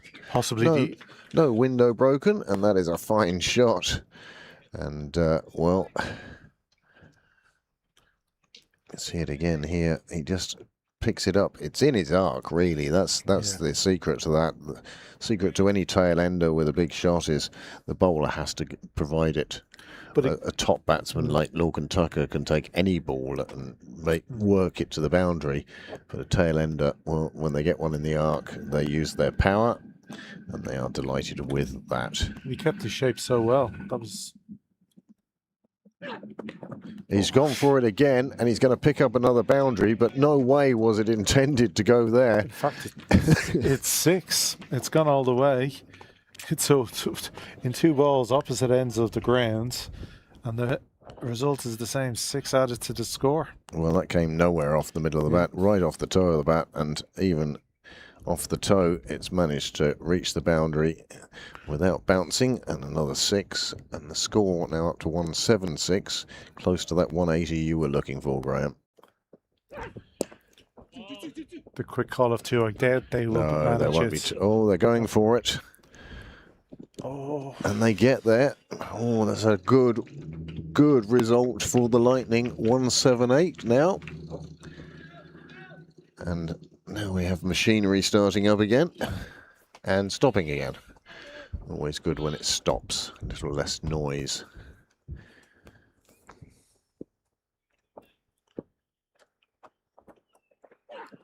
Hollard smacking one down the ground. Jake Egan will make sure it doesn't get past him, that's for sure. And that'll bring McDonough onto strike. The umpires just conferring with each other as to how many deliveries remain. Devereaux has actually bowled very well, although he has conceded 40 runs. He's taken a wicket I think every bowler today has struggled really with containing runs, and it's all about how many wickets you can take. Could be out, and he should be. No, No, he was just safely home again. wow. And Hollard gets there. They take another 2, and you have to say the bowler did destroy the stumps in trying to affect the run out. There was no just whip the bail off. No. He really went through them here. Well, that's it. The thing about Devereaux's bowling is he's generating so much pace. Any bat onto it, it's either it's going to fly, as we saw for that 6 down to the first slip area. Well, these two came together with the score on 150, and it's a last wicket partnership that is now worth 31, and who knows how valuable those runs will end up being at the end of the day. But these two have done a super job of picking up runs left, right and centre, deliberately and accidentally. Well, they've gotten to that 180, 181. Well, speaking of earlier, now we're into what could happen, the magic of the last over. And again, it's a momentum shifter when this last wicket pair are putting on so many runs for the Lightning and then taking 2 to fielders and getting away with it. And again, the Lightning will feel that, oh yeah, this is good for us. And you can feel the deflation of the Northwest, where they thought they could have got the Lightning out for less than 150. And now here they are up at 180. And of course, you're only giving a bit of extra adrenaline to the opening bowlers for the next, because they're going to, nothing better for 10 and 11 who are going to open the bowling, that they've got a few runs on the board, and they get to go off with the chest pumped out. That's how they'll be feeling good. That's how you do it, lads. They will be feeling good, that's for sure. 183 on the board in the last over now.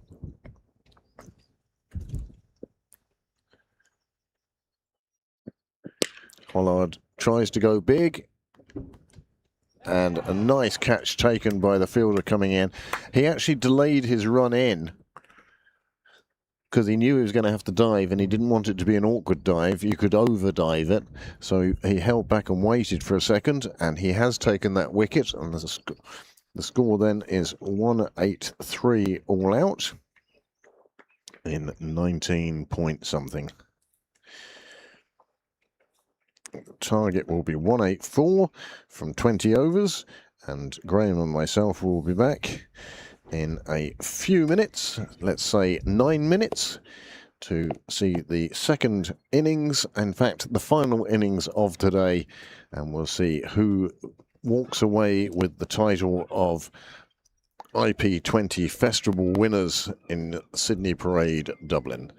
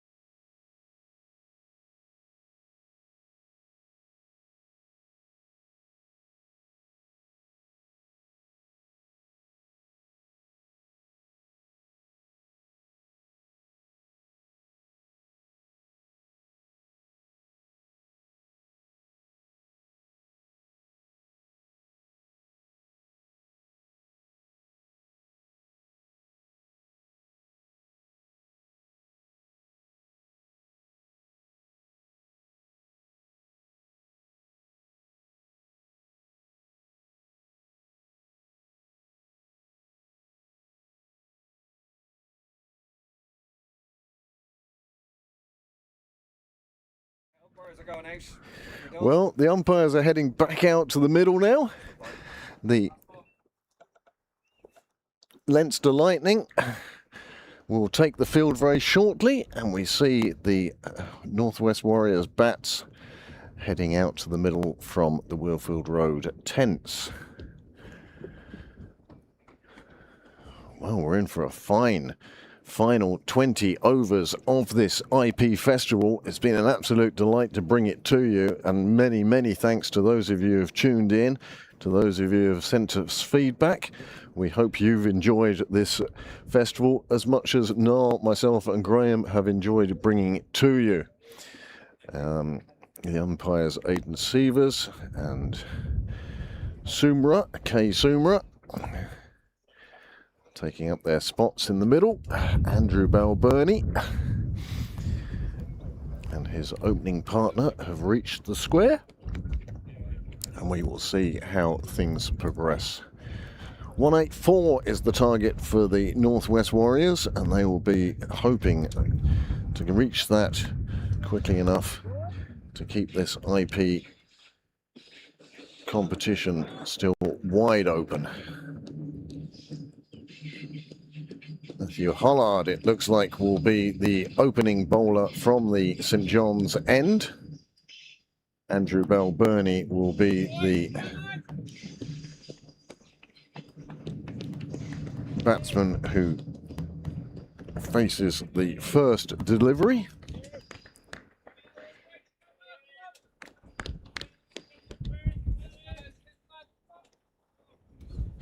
It'll be himself and the explosive Gavin Ralston.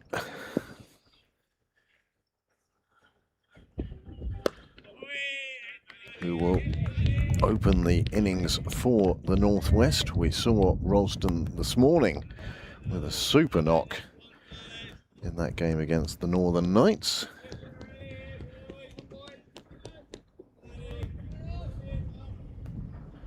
Balburney himself in good touch this morning, part of an opening stand with Ralston of 63. How they'd love to repeat that now. And Balburney straight away, one bounce into the nets, and he's off and running. Super shot from Balburney.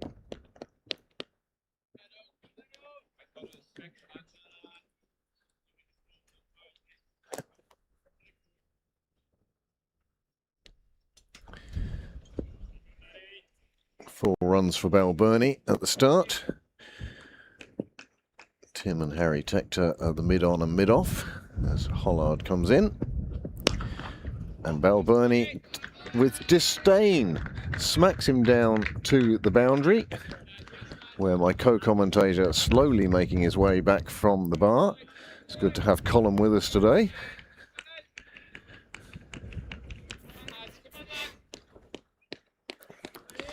This timing his visit to the clubhouse means a late arrival back. Apologies. But Balburney off to a flyer. 2 boundaries off Hollard's first 3 deliveries. Very distinctive, very loud and very correct call from Andrew Balburney. No need to hit boundaries off every ball. However, with 8 on the board already, they're certainly well up with the rate. The rate required just over 9 and over.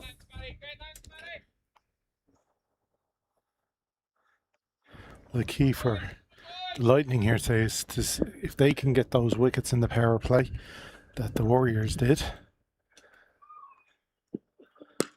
Another cracking shot from Balburney, and maybe he used this morning's innings just as a warm-up for this afternoon, because that is a third 4 in the over, and he is batting with some intent. 12 on the board, and 12 to Andrew Balburney, and we're still in the first over. That was just a joy to watch. It had power and placement as it raced to the railway boundary.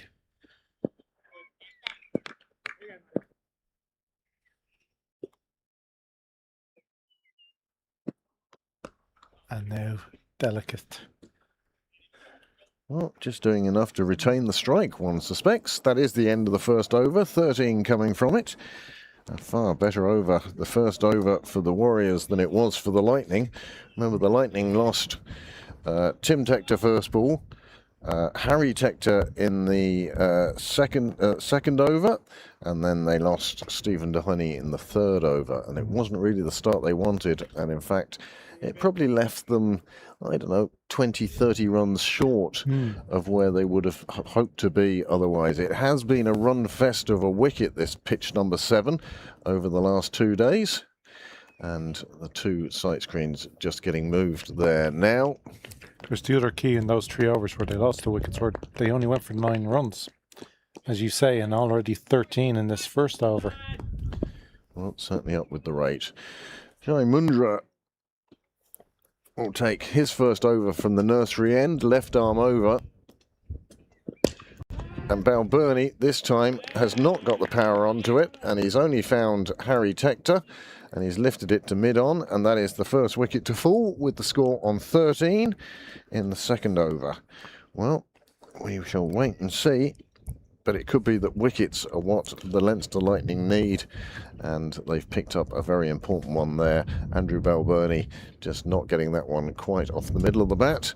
And here it is here. You can see it came down the track and it's come off the inside edge of the bat, if anything. And that meant that Tector had the simplest of catches to take that. And he did. And 13 for 1, the Northwest Warriors now. Well, you saw it in the earlier game. Although keeping up with the run rate, the Northwest losing wickets progressively. Northern Knights was their in downfall. The first game. Yeah.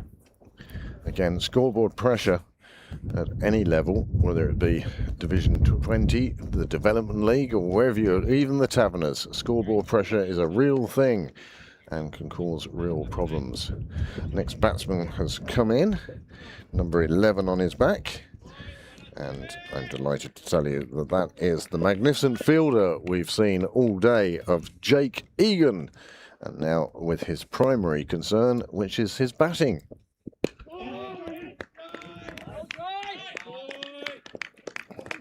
Ken Laundra just working that middle and leg line, kind of tucking up the batsman. It's ideal, really.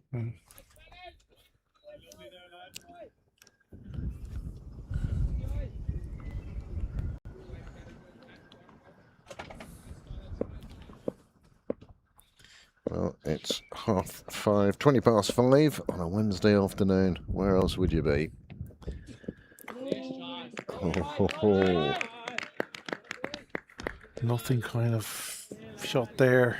Well, he decided to come down the track, and it wasn't the ball to come down the track too, and so he let it go past.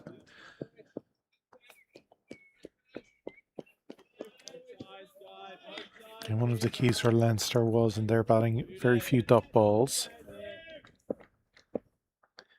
With the loss of wickets, they did keep scoring runs, that was for sure. Very high. Into the midriff, certainly nowhere near endangering the stumps. Oh, little bird flying across our camera view there from the nursery end. Once again, many thanks to all of you who have tuned in over the last 3 games, 2 days. In excess of 30,000 views of those 3 games. And as I say, the number of devices connected at any one time.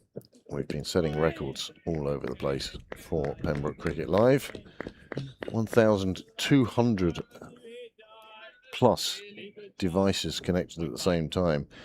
Now, normally you kind of think to yourself, well, if you count 2 people watching one device, now I know about 60% of them are mobile phones, but even so, it's a crowd of a couple of thousand, which is certainly more than we would have here in Sydney Parade. We like to dream that it's on a pub somewhere and there's 20, 30 people sitting around. Well, that will be welcome runs, just bouncing inches inside the rope. Another 4 coming off the top edge of the bat. And there's been a couple of those, but They all count. Yeah. You don't get home at the weekend and say, yeah, I scored 53 for 5, but one of them was a top edge. No, they all count, and they all count equally. They all go in the scorebook the same. And the thing there, though, he fully committed to it, and that's the key. If you're going to flash, flash hard. To many, that's Lord Flashheart.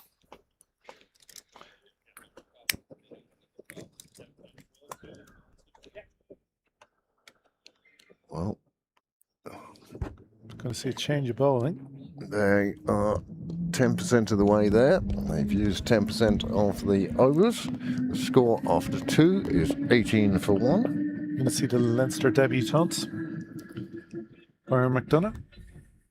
Byron, who previously appeared for Munster, but Munster, of course, no longer in the interprovincial series. I do hope that that is a short-term thing.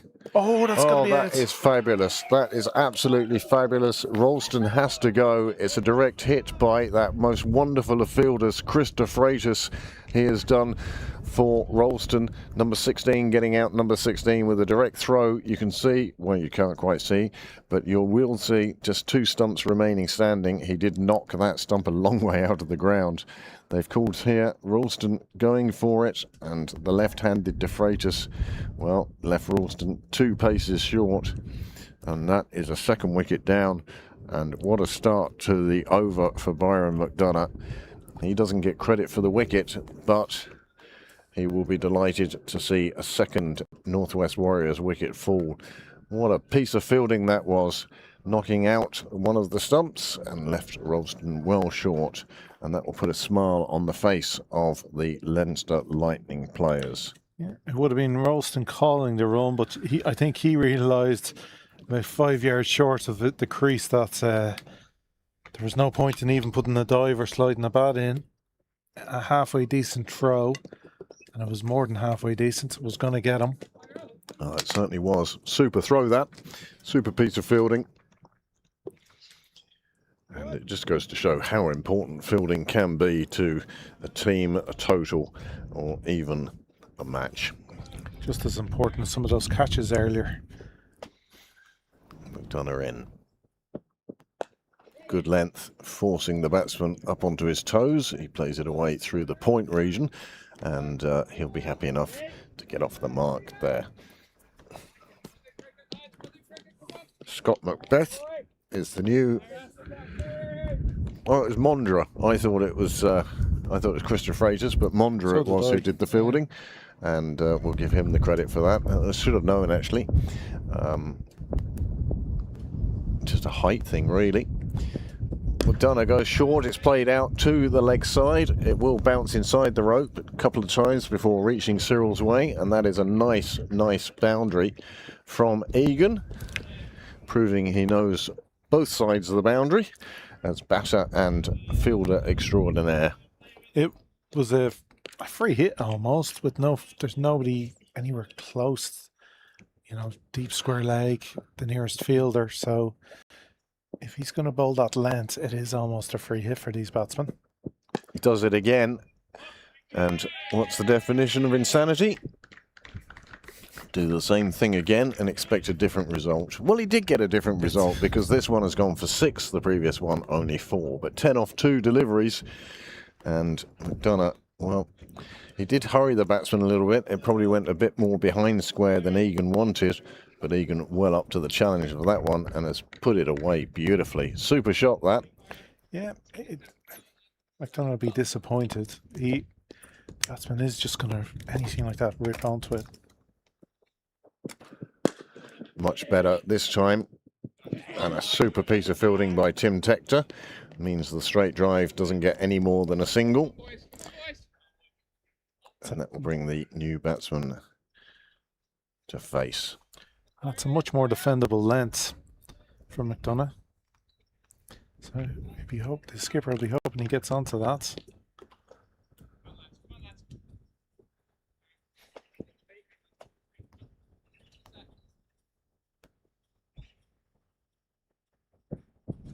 Oh, that's a super shot. Oh, Into the clubhouse door. super work It's gone into the bush just in front of the clubhouse. It is 4 off the end of the over.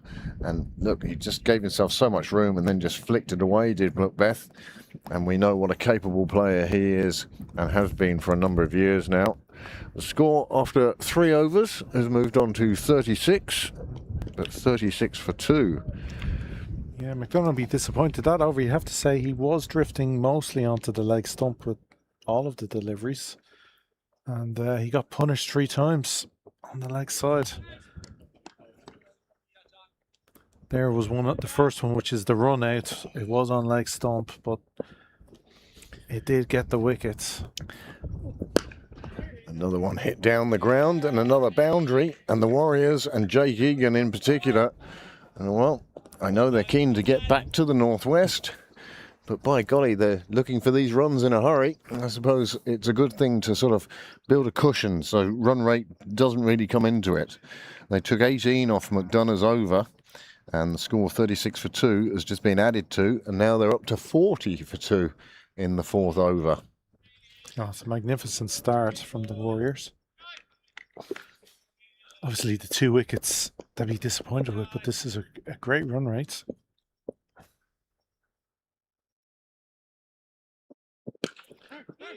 Looking for another one down the ground on this occasion. Mistimed, but still enough on it to get it away. And of course, the key being first ball of the over to the boundary. It always sets it up very nicely for a batter.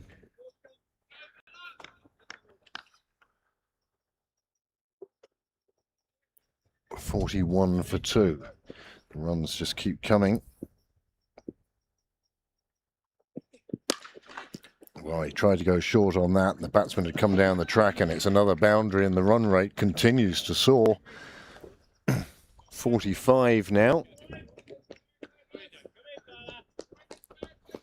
These 2 batsmen, Macbeth and Egan, middle order for the Northwest Warriors, and they are doing a super job. Would you, even though it's in the power play, risk a bit of spin at this time? You have the experience of Harry Tector right there. As the legend that is. He often does bowl within a power play, just a bit of pace off. Well, might change it up a little.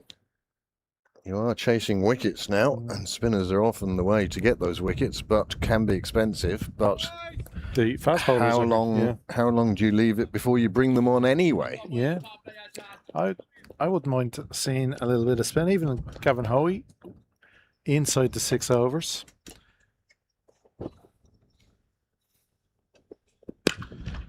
This one hit straight back down the ground.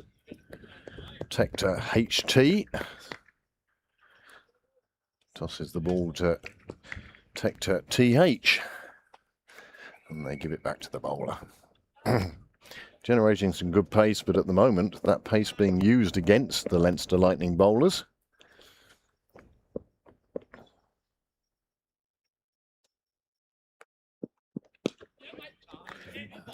Nicely done by Egan, reading the field, reading the game very, very well, dropping it in to the offside, taking his single, retaining the strike, and at the end of the 4th over, the score has moved on to 47 for 2.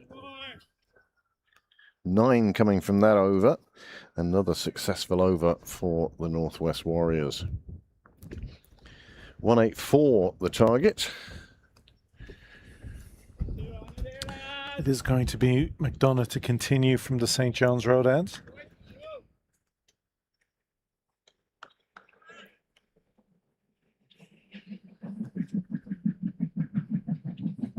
We talked earlier about the Lightning rebuilding, and when they lost 3 quick wickets, it certainly seems the Warriors have done so.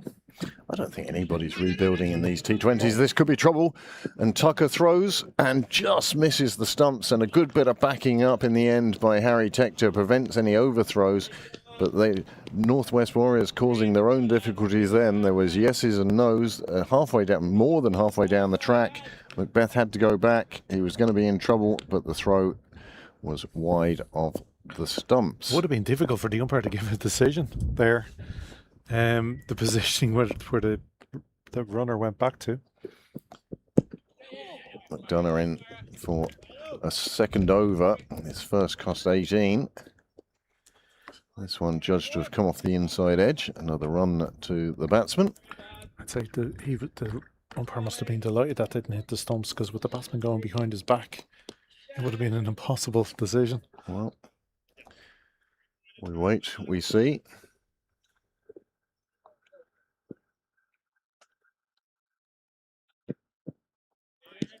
Big swing of the bat and a nice Byron is the call. He seems to have found the line he wants in this over compared to his first, getting it outside that off stump. Well, they're certainly up with the rates. In fact, they've brought the rate down at the start. When you're looking for 184, it's 9, nearly 9.5 they required. They've got that down to nearly 8.5 at the start of this over. Well, Macbeth trying something a little bit different. Didn't come off on this occasion. You're looking more and more like your son, do you know that? You're looking more and more like... You've never aged. Let's get a haircut.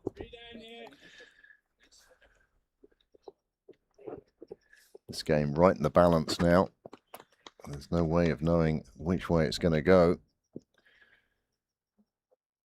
Swingometer, I suggest, is just hanging down and limp at the moment. It could go either way. McDonough in. Off the bottom of the bat, squeezed out. Stephen Doheny down at square leg does a fine job of fielding. You definitely say that every ball, it just seems to go one or the other, so it's just vibrating away.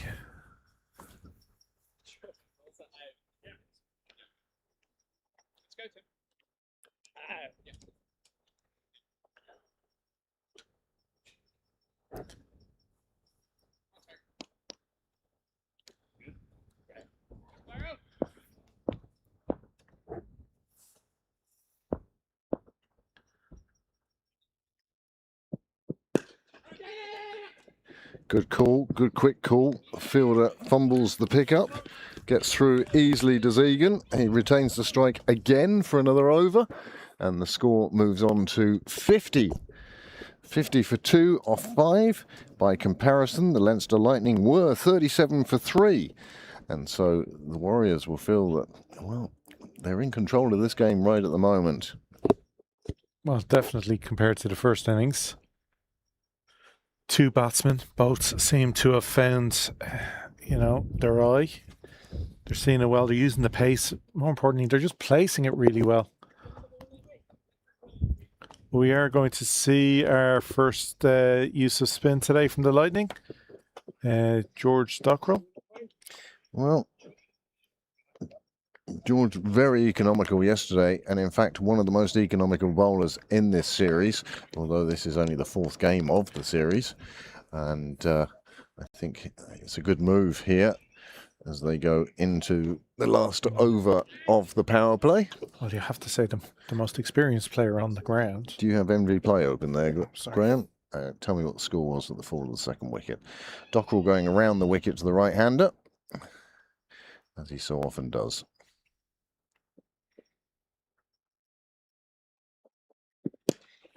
It's gone down the ground, first ball, and it's been put down, it's been shelled straight to the turf. Well, you'd expect interprovincial player to take that, and he hasn't on this occasion. And a drop catch, and how much will that cost the Lightning going forwards? It's a shame, and it wasn't done deliberately, but that one hit the turf, and just a little bit of air taken out of the Leinster Lightning. Go on, what was the answer? 18. 18, thank you very much. But that is the beautiful thing about this sport. It is one of the best levelers. Just when you think you're good at it, Yeah. it shows you you're not. Yeah. When you think you have no more to learn, well, that's never the case. You always learn something new. And in fact, I've probably learnt more since I've taken up commentary than I ever did as a player.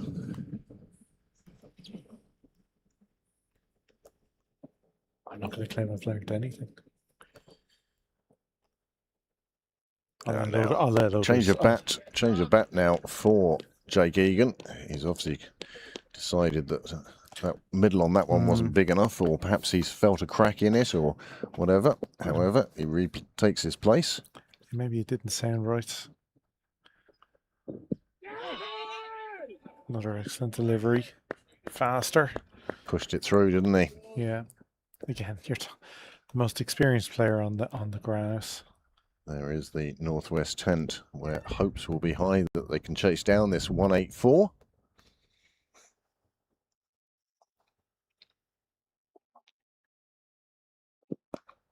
Well, that was just a loose delivery from Dockrell, and it's going to run down to the boundary.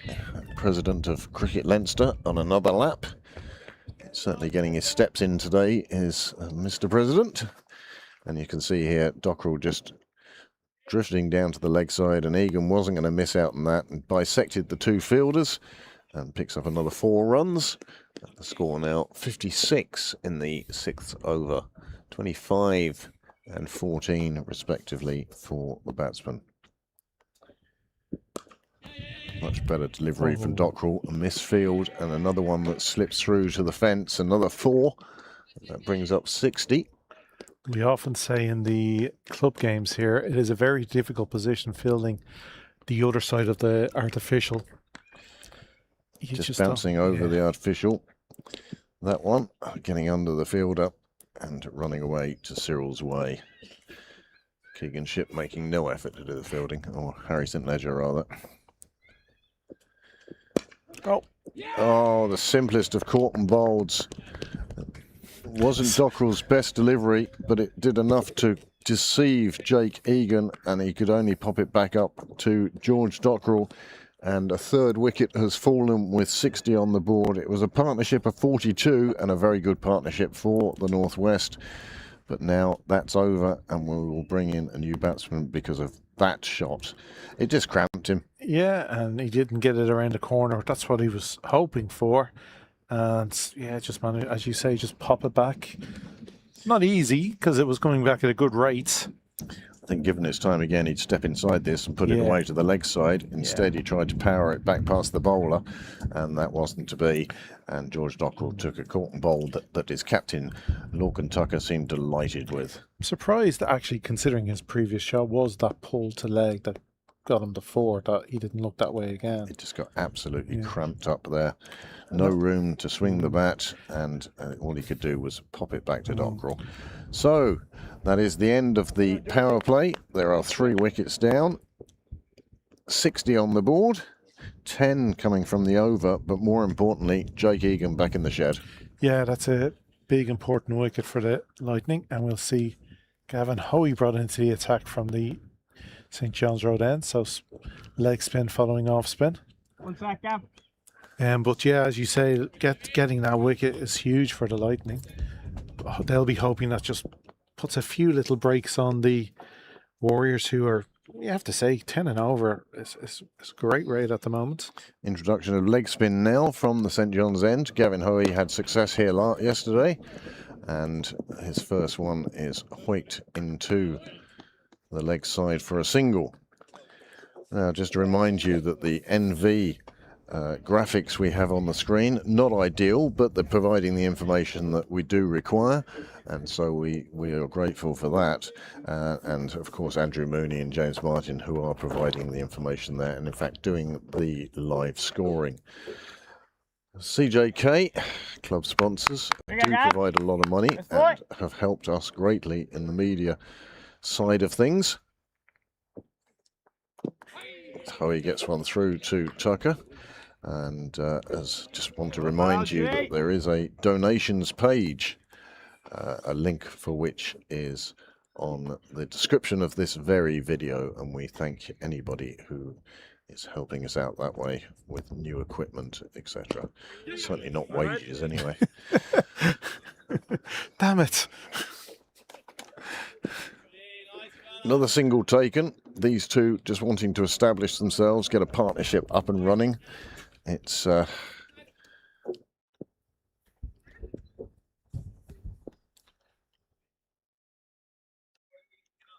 Kalitz, the wicketkeeper who has gone out to the middle to join Macbeth. Jake Egan scored 29 off just 19 deliveries with 4 fours and 1 6 before he was caught and bowled by George Dockrell. Again, you have to say the level of fielding today has been so high. It kind of highlights again the drop. You don't expect it to happen because the 22 players today are just performing at such a high level. You can hear the footsteps of Tiger Tim Tector. He's down at long on for Hoey. Another one just tucked into the leg side. And that's the way to take on Hoey at the start, certainly, is just to take your singles. As I say, not only the footsteps of Tim Tector, but also the voice of, I don't think he realises quite how close he is to the ground mics. Or perhaps he does. That's well bowled from Hoey. The acrobatic and spectacular dive over the top of the ball there. That's a very good over from Hoey. It is indeed. 67 for 3. You'll be No happy. wicket in that over, but just 7 runs coming from it. And I don't think Hoey will be too upset at that. Well, we saw George Dockrell taken over, and now it looks like there's a change of bowling, and it will be H.T. Tector coming on from the nursery end. Usually it would be his teammate Paul Lawson bowling from that end, but on this occasion in the blue of Leinster Lightning as opposed to the black and red of Pembroke, Harry Tector will come on. The most economical bowler in this series, going at 3 and over from the only time he's bowled so far. Well, again, it's somebody with a wealth of experience who's often utilised in a power play. So he's well capable of, dazzling the batsman and tucking them up, as we see there. That's certainly what he's aiming for. That seems to be, when he does play for Pembroke here, that's generally the end he bowls from. So he'd be used to his angles.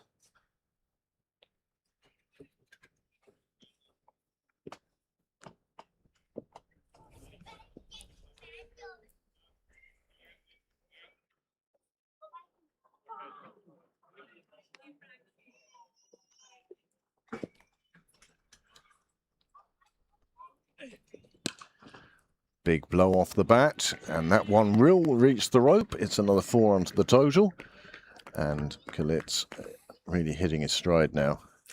He just drags that down, and with the width, it just allows him to, pick his spot really in the offside.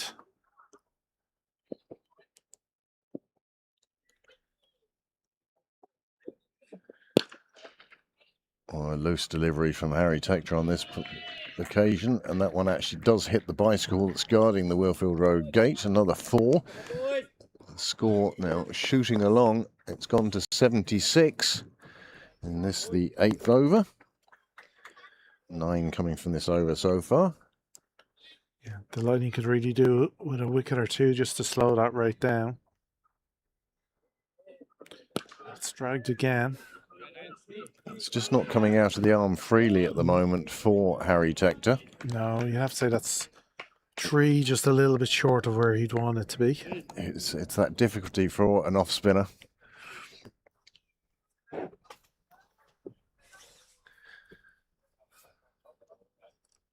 You want to toss it up, you want it to have some air, but in a T20 you're wary of doing so.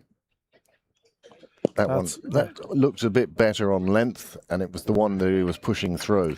Yeah. And the problem might be that the bowler goes into his shell and just thinks, well, I'd have to push them all through. And, batsmen adapt very quickly once they know they're all coming at that pace. That's better. Bit of air given to it, creates a false shot, and that's exactly what you want. And then just That's a good delivery. Yeah, he won't be too unhappy with that single. It's just the four balls deliveries that he needs to get rid of. 78 for 3 after Tector's first over. By comparison, 67 for 3. So the Northwest Warriors ahead on runs, same amount of wickets. They didn't lose their wickets in the cluster that Leinster Lightning did. Well, 2 in 2 overs, and then there was a stand of a couple of overs before Dockrell took that caught and bowled. But for the Leinster Lightning, it was over 1, over 2, over 3, and then suddenly you found yourself 3 down with just 7 on the board. Luckily, they then had a century partnership, and that really did dig them out of a hole. Well, the Warriors will be looking for that now from Kalitz and Macbeth. It's in the air, but over the head. Another boundary. They really are dealing in boundaries at the moment. Oh, he just, again, it's wide enough to allow the batsman just to lay into it and just pick a spot really in the offsiders. There wasn't enough turn on it to create any problems, and therefore it just stayed out there with a bit of width on it. Yeah. And it allowed the batsman to pick his spot, and he picked the right spot. Another big shot this time. It's all the way 6, and the Northwest Warriors are continuing with this magnificent run rate, and they are chasing down this total. Now need just 95, 88 for 3 now. Yeah, that's another lusty blow. Little conference now between skipper and bowler of what they're trying to do here. As you said, he's just probably not getting quite as much revs on it as he wants to bring it back into the left-hander. Or alternatively, he's just letting it hang out there a bit too wide and giving room to these batsmen. You wouldn't say, and the other thing about T20, you wouldn't have enough rough created for the spinner to really aim at. Well, 3 games have been played on this wicket, but the fact there aren't those rough patches is testament to what a fine wicket Dale McDonough and GM by Choice have prepared. Hoey from the St John's end.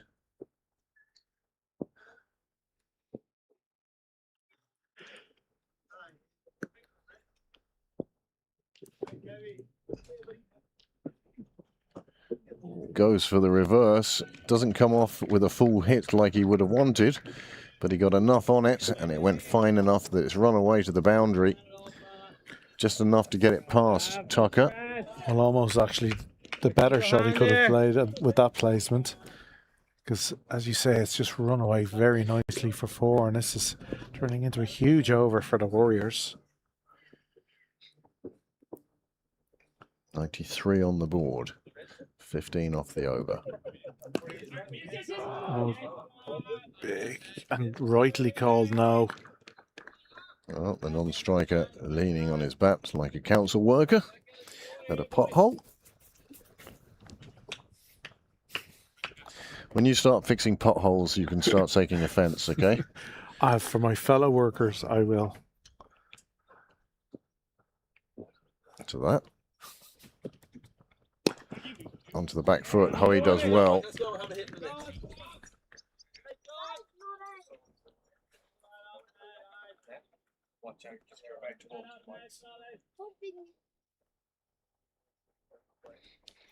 Well, the end of another Gavin Hoey over.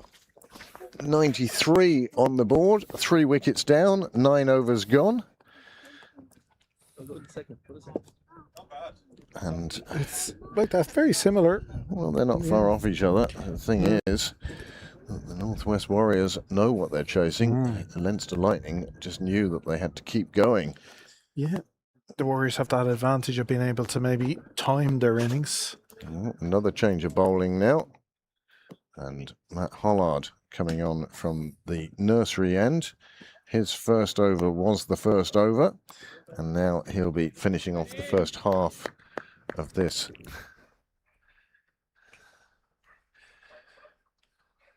Well, a couple of the advertising signs have fallen foul of the breeze.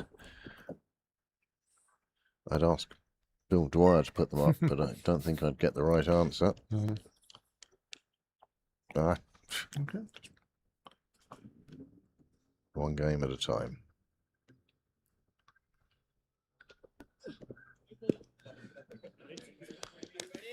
Oh, good pace from Hollard. However, just puts it across the left-hander a little too much. Calls wide by the umpire.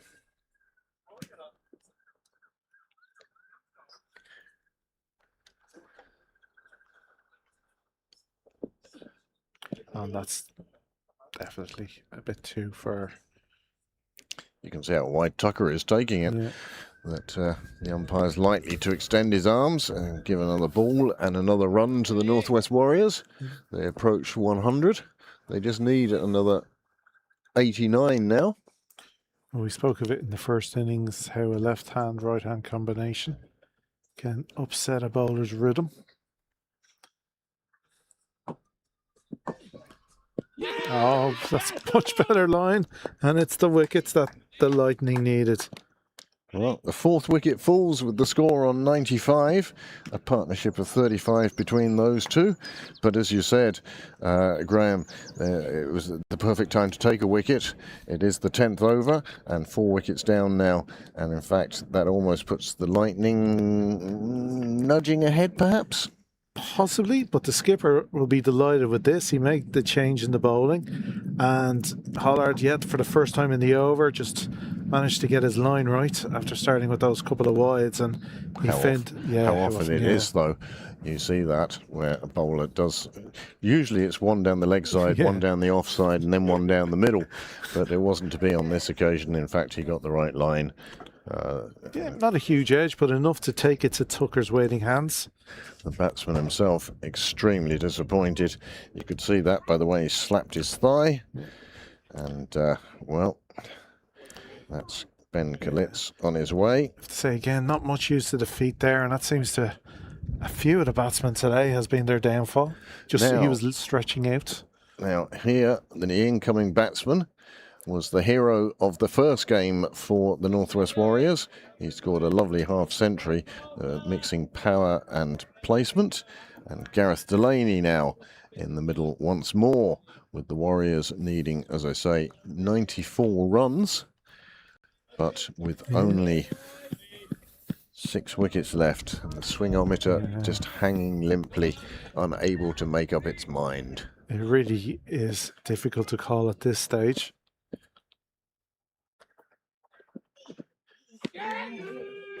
And look, Graham, you must have had many games in the past where you thought, this is gone, and then suddenly it comes back, and then or games you thought you were winning easily, and then you make it difficult for yourselves, and sometimes you even win those games despite not meant to. Yeah.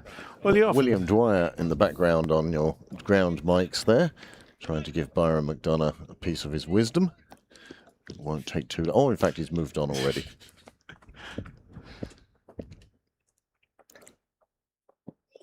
Hollard goes short. It is smack back down the ground, and Harry Tector with the most spectacular non-catch fielding we've seen over the last couple of days, with a slip on the ground. Longer spikes, I suspect, might be needed, or just newer spikes. It's amazing how many cricketers don't check their spikes and just assume they're going to be okay.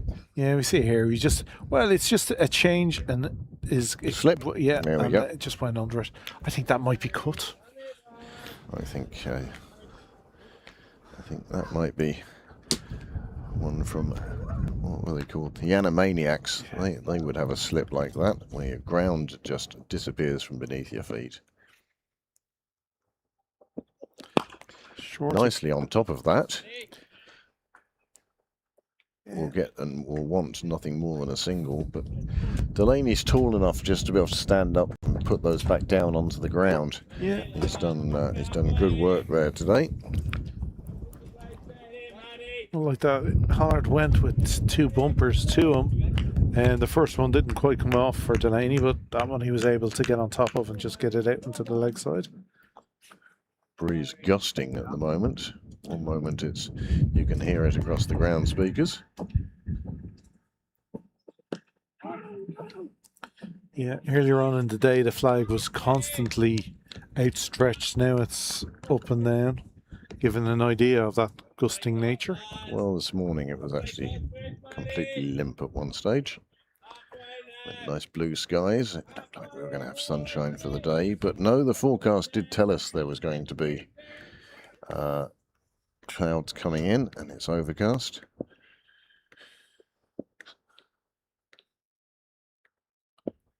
Good long run up that Hollard has, but he does generate good pace from it. Profile, yeah.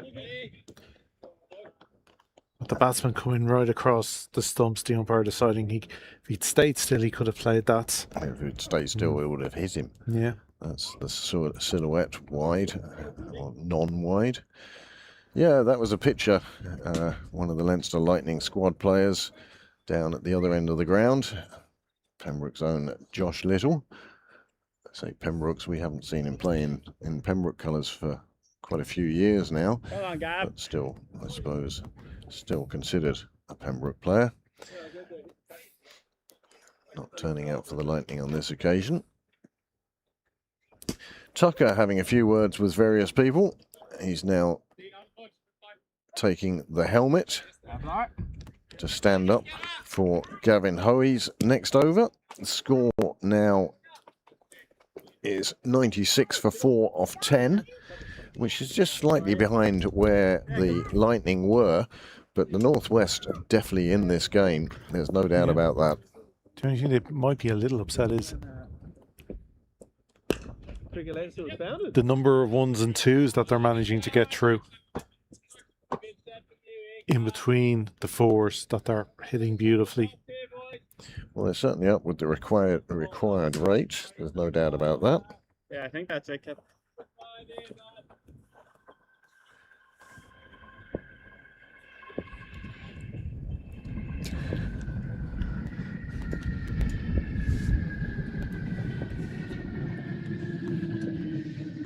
Down the ground, Tector's underneath this one, and Tim Tector takes a fine catch, and Gavin Hoey makes a breakthrough.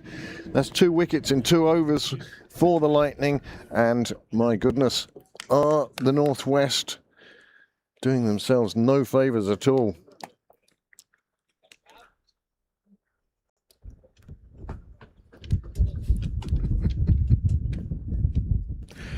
Well, the worrying thing for the Warriors is, as often can happen in a second innings, as wickets fall, and if they can go in clumps. Although they are keeping up with the rate, it's not a small rate to keep up with. So you want your batsmen to get set. Just not quite getting enough on that, and as you say, a fine catch from Tector, safe pair of hands. So often he feels in the slip, so a trustworthy pair of hands at long off. Well, Hoey picks up a wicket at the halfway mark. It was 94 for 4. Now with 11 overs gone, it's 97 for 5.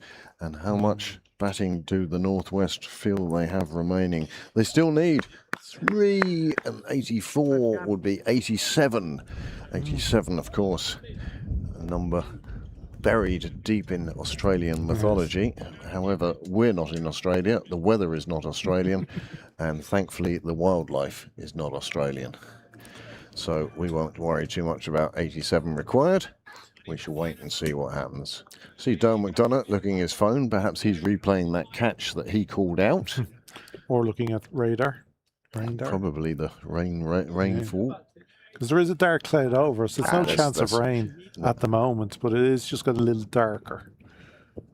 Hoey again, and Lorcan Tucker. Well, fast reactions, but the batsman never left his crease. But it's certainly a warning to the batsman, and a good one to give him as well, is don't go down the track, because I will get you. What a delivery to get first up. Hoey seems to have slipped into his preferred gear now. Well, it so often happens with Hoey when he's bowling. He does seem to get clumps of wickets. If he gets on top of you, it's hard to get away. Into his 3rd over now.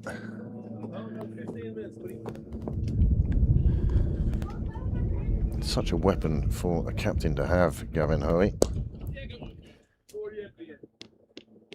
Normally, you expect leg spinners to be quite expensive, but generally, by and large, Gavin Hoey has the variety in his arsenal.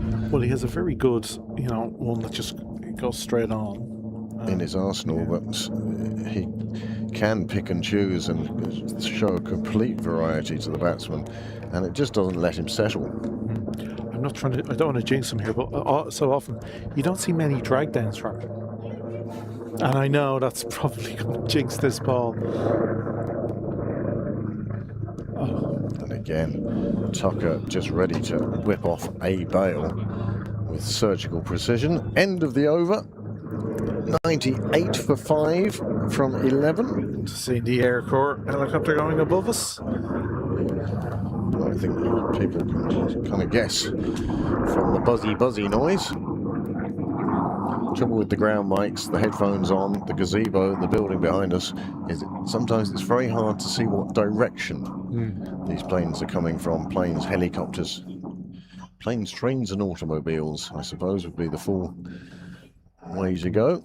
So a very, very good over from Gavin Hoey. Picked up a wicket, only conceded 4 runs, and suddenly the Northwest Warriors, well, they still require, let's see, 1, 2 and 84, 86. There's that wicket again. But again, they in the space of 2 overs, how quickly a T20 can change from what you would nearly say the Warriors cruising along nicely, runs coming aplenty, batsman set, all of a sudden a couple of wickets, and the bowlers seem to have an extra little pep in their step.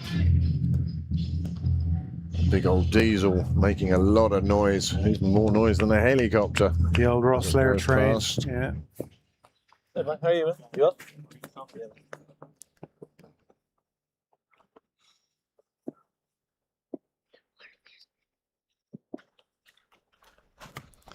Hollard resuming from the nursery end, generating good pace. Safely through for the single.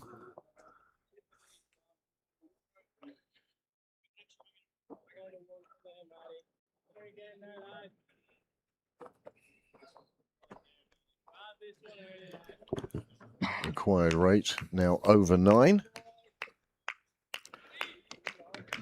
This is where you're getting into the must score a boundary every over stage. Well, they've been at that stage all the way through, but they've kept up with the rate. It's just the loss of wickets that's costing them. Top 5 batsmen now departed. Oh. Yeah, one of the keys for the Lightning were a set batsman seemed to be there at all times. Delaney again. He's been quiet so far in this innings, but that doesn't mean very much. He's only faced 6 deliveries. He scored 3 runs. And at any stage, you know, with Gareth Delaney, he can find the boundary.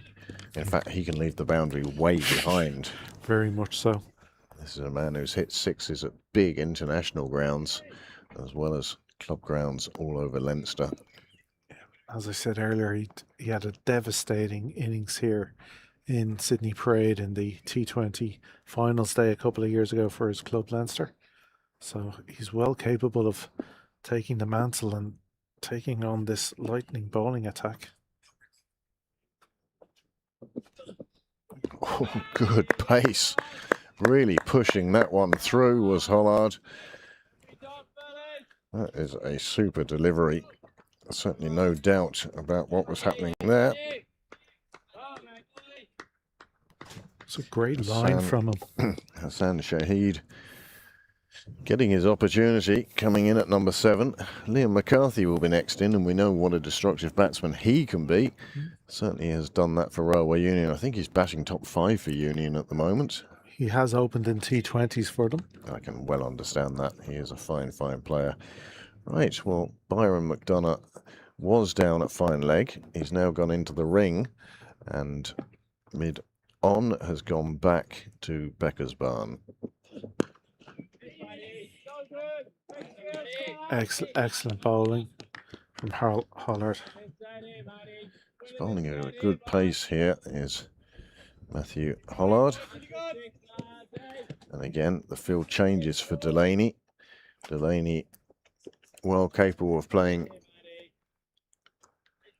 a fine innings, and he's another 360-degree. Yeah.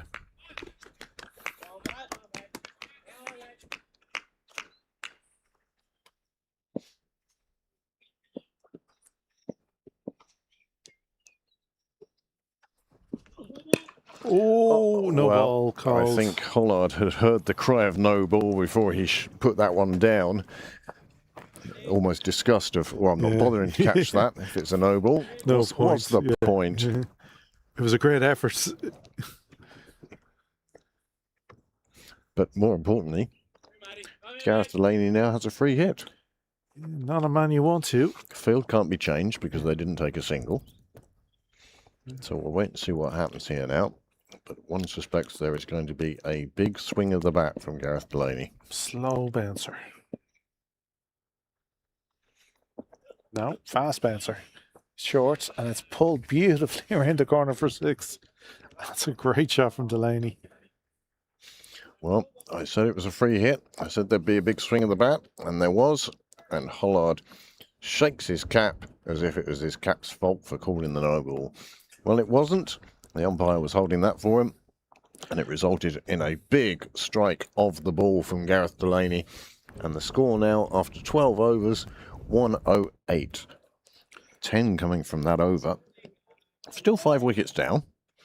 Yeah. So Leinster Lightning aren't out of this by any stretch of the imagination, but the required runs now to 76, and they have 8 overs to get those in. Well, Howie to bowl his final over. He'll be hoping to pick one up here. You'd suspect George Dockrell to come back on at the nursery end with his guile and experience. You haven't eaten any of your donuts today? One. Okay. So there's more there.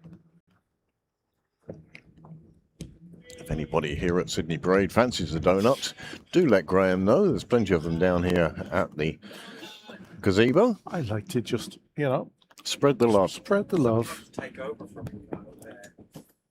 Get the coffee. Another big hot shot, but this one hasn't got the distance to reach the rope. And Tim Tector takes another deep catch, and another wicket falls.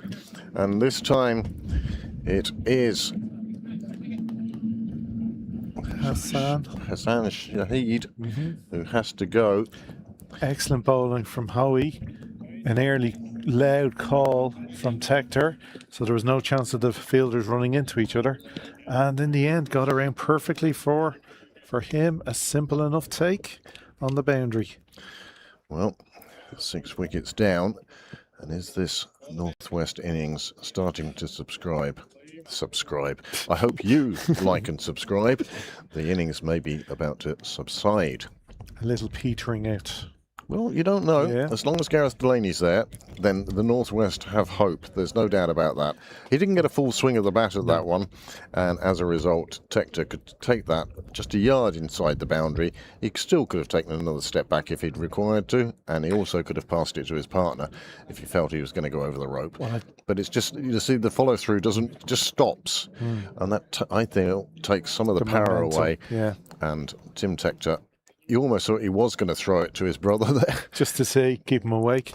But you also have to say, Howie does like... It's not his brother there, actually. It's David Delaney. It is, David.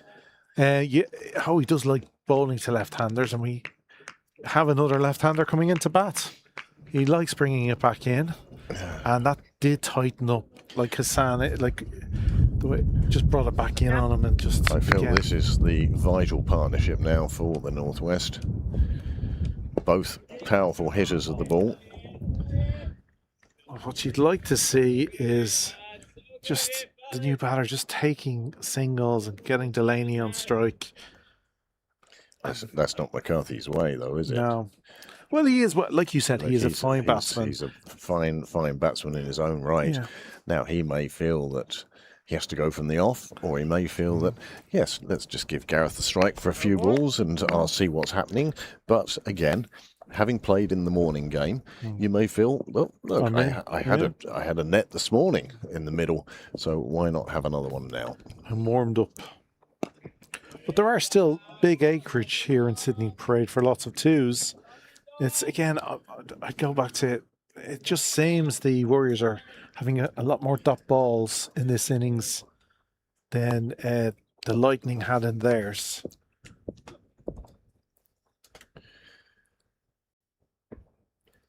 Hurry looking to close his spell. The umpire's done an appalling job there. He easily could have caught that. It was hit almost straight at him. Aidan Sievers could have just put out a hand and taken that one quite handily. But instead, the Northwest Warriors get another run. They're up to 110. They need 74 now.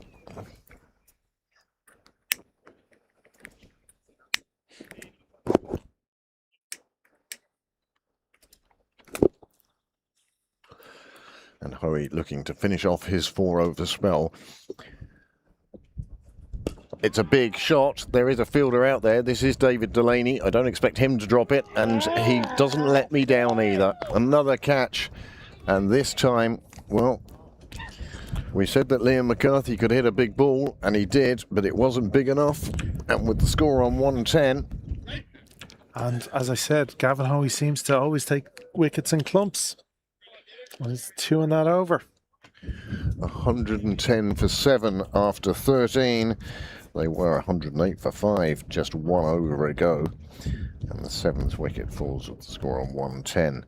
And as I said, this could be the subscribing of the umpire of the innings as far as the Northwest are concerned.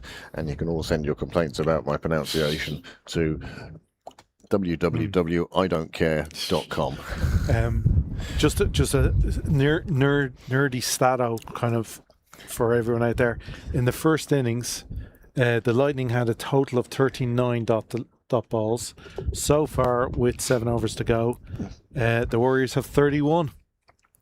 Well, it was hit up in the air.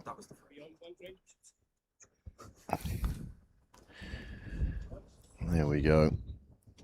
Catch taken. Everyone just waiting for that catch to be taken, and it was. Anything else there, Graham? No, just going back to the dot balls. Yeah, like 31 already with 7 overs.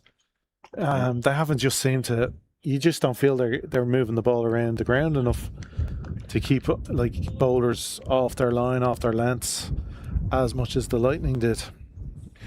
Well, somewhat surprisingly, George Stockrell coming back for his 2nd over. I say surprisingly, his first over was in the 6th over. He took a wicket and they haven't used him since. That's the surprising bit for me. No, a good time to bring him on. Again. Such experience as well. Not out. Yeah, I think that was more an appeal to stop Delaney getting down the far end. It will be signalled as a leg bye, but that's as close as it gets. It was going down the leg side, and as we say in the commentary box here at Pembroke Cricket Live, the umpire is always right. Absolutely. But again, this is a brilliant time for him to come on. If you want anyone to bowl to keep the runs down, or you know, this is the man. If you can pick one more wicket up, then you've got to be feeling that you're in a very good spot. Ryan Macbeth, the new batsman. And he starts off with a boundary that really he didn't expect. Or deserve with that shot, but it is 4. And every boundary at this stage vital for the Northwest Warriors. And no, not even a slip would have got to that. It was beautifully placed. I love the way Delaney kept running, and that made Macbeth suddenly go, do I need to run too? And he didn't. But yeah, I'm not sure if he knew how much he knew about that or the placement of it. Picked right off middle and leg.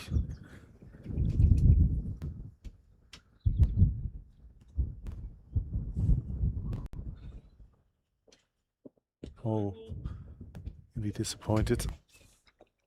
In some ways, yes, but in other ways, it just gives him another delivery. Yes, you'd like to get it perfect first time, but if you don't get it perfect, then go on, umpire, give that as a wide, would you? As well as I'm sure the Lightning are aware they'd like to bowl around Delaney. If the Warriors are going to win this, you have to feel it's going to be a Delaney masterclass to get them there. Well, he's only on 10 at the moment. He can rapidly He can catch that up. Yeah. That's not a problem. Yeah. We saw that this morning, and in this morning's game, he's still scoring at just about a run a ball as well. Yeah, that's early shout. Call of 2. There's a run a ball. Yeah. No 2 taken. Yeah, with the amount of power he has, he can easily jump that strike rate. Oh, very much so.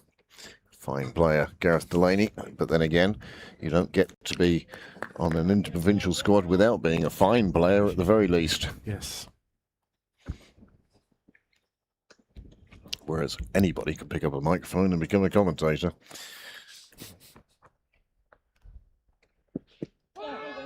Oh, that was the ball he was looking for, just to push around the corner. And Dockrell, well, he'll be pleased enough with the dot ball. 68 runs required now. But again, it's the wickets of the chasing team that really do cause them the problems.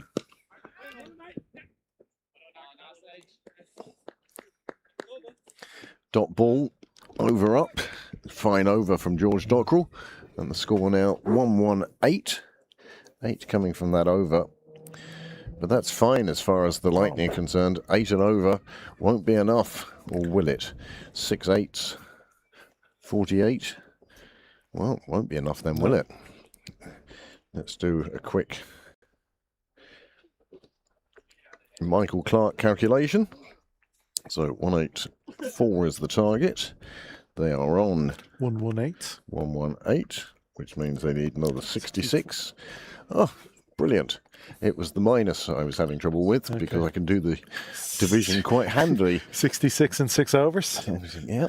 Thank you to Michael D. Clark, who provides us with so many run rates. Instant run rates. The only other person who's comparable to Michael Clark when it comes to run rate is our own director, Niall Walsh. Yeah. He has that analytical, mathematical definitely 48 brain. Byron McDonough then from the St John's End. Nice pace. Gets that one through. And it's a good length. Again, much better than his first over, where he unfortunately was dropping a few short and on legs. So he's so much better when he bowls that 4th, 5th stump.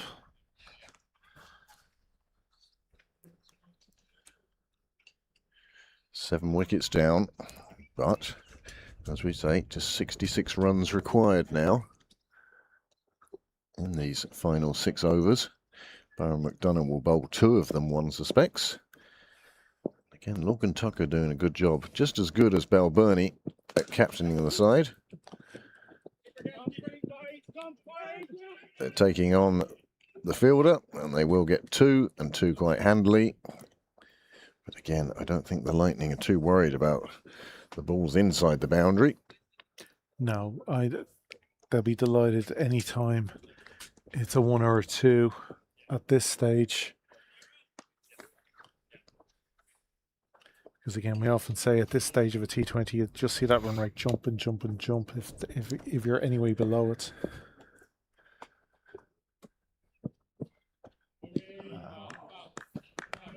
Well watched through from Delaney. Delaney picked that line knowing it was a wide very early on from the bowler's hand, and made no effort to play a shot at that at all.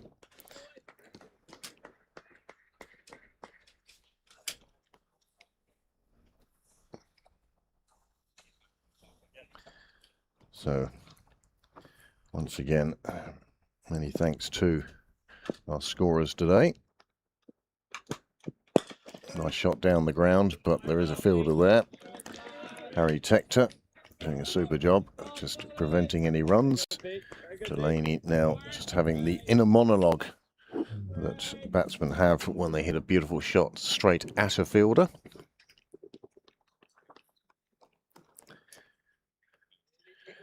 Delaney just not getting the freedom to free his arms like he did in the first game against the Northern Knights. It's not to say it's not to come.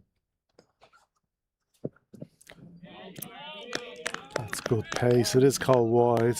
It's no harm sending No. that down, though. It just reminds the batsman that that is in your armoury. You're quite prepared to let the ball go through, perhaps, and get the wide, but it just put it into your mind next time you come out to bowl, how short is it going to be? And you can see that he can clear your head, so therefore he could hit your head. And it's always there in the batsman's mind. Now, some batsmen welcome it because it gives them the opportunity to hook and pull.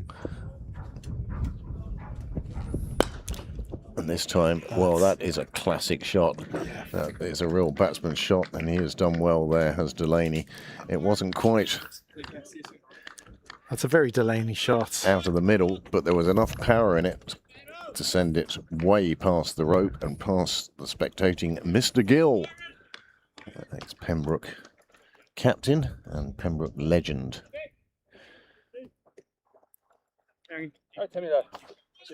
Great to see a few down here today. The wall has filled up quite nicely. Not too many visiting the bar today. I think the attraction of the women's T20 yesterday brought a few down. And this one is cut away down to deep third. And just another single. 129 on the board now. Another good over for the Northwest Warriors. It's just the loss of those 2 wickets in the Gavin Hoey over has turned what would be a very good and getting easier move for the Northwest Warriors into what is now looking like a very tricky chase. They can't afford to lose wickets now. However, nicely played down. Another single. That risk rewards kind of, we must play shots. We need boundaries, but the risk of losing a wicket is very much in the Lightning's favour at the moment.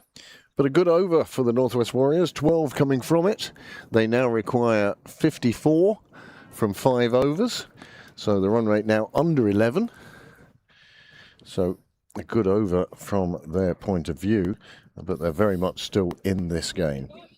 Yeah, one big over from Delaney, and it will send a bit of panic into the Lightning. But on the flip side of that, if Dockrell can get his length right here and his line, anything under 9 would be very welcome.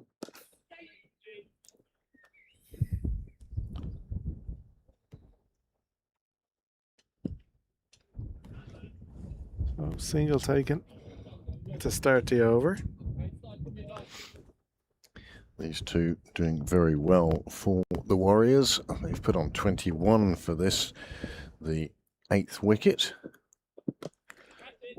Delaney doing his best there. Once he realised he had the under edge, he came back in an effort.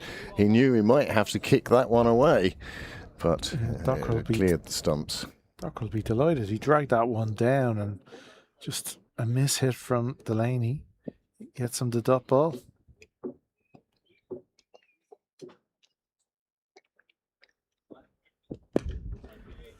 They're looking for 2 here. Delaney caught it quickly, but the chance disappears with a clean pickup by Tim Tector. They wouldn't have made a second anyway. Absolutely not. That was some good fielding and straight into Tucker. Gave no chance for a 2.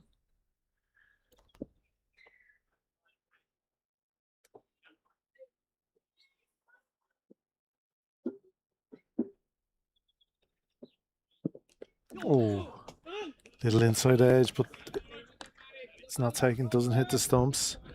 Again, it was close enough to prevent Delaney scampering down and changing ends.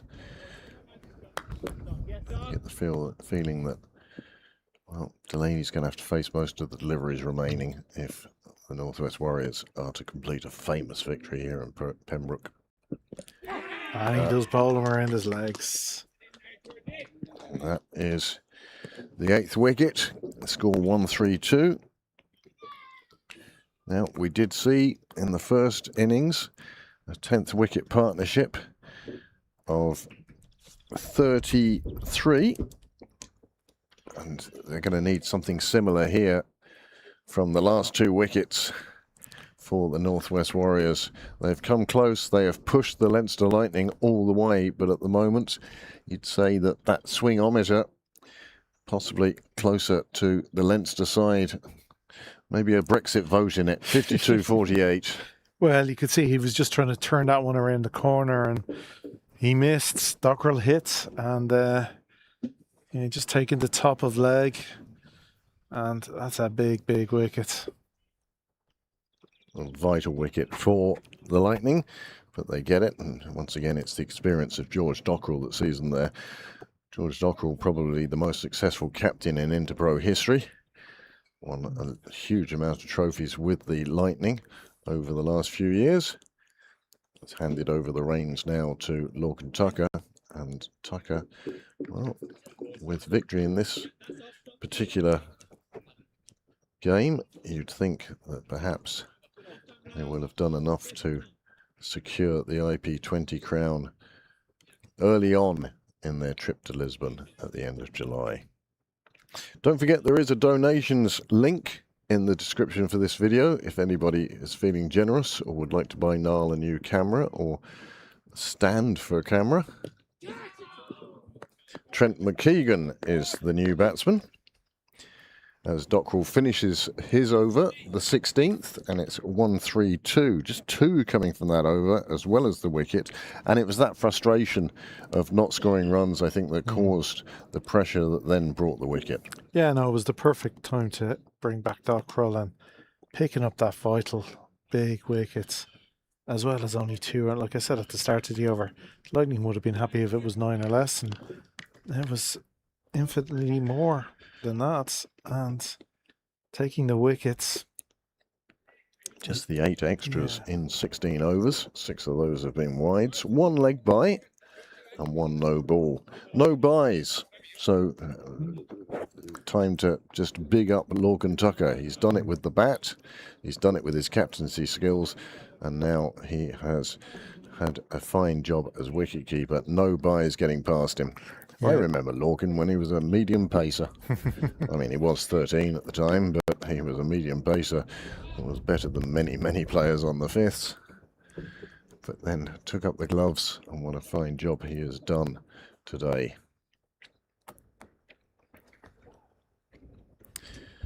So we enter the last 4 overs now. Matthew Hollard to finish his stint, and that one just managing to get past the outstretched hand of Harry Tector. Tim Tector couldn't cover behind, and it was just a wide ball and a swing of the bat, and that brought forth 4 runs. But if anyone was going to catch it, one of the tallest men on the field was going to be doing it, but it was just enough to get over the fingertips. Well, the runs required has dropped into the 40s now. 48 required from these 4 overs. This is the time when heroes are made.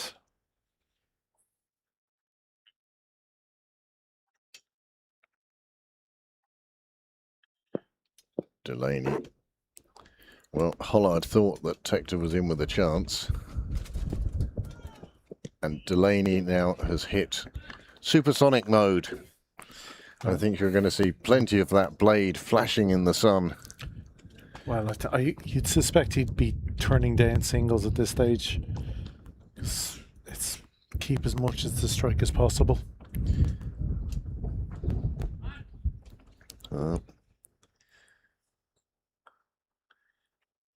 Need every run, and they need them quickly.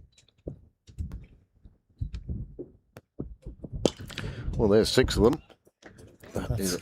He easily clears the rope onto the junior pitch. The new junior pitch. Yes. Fine job those workmen have done over the last 2 days. I've been watching out of the corner of my eye. But Gareth Delaney, he'd have interrupted their work. Were they still working?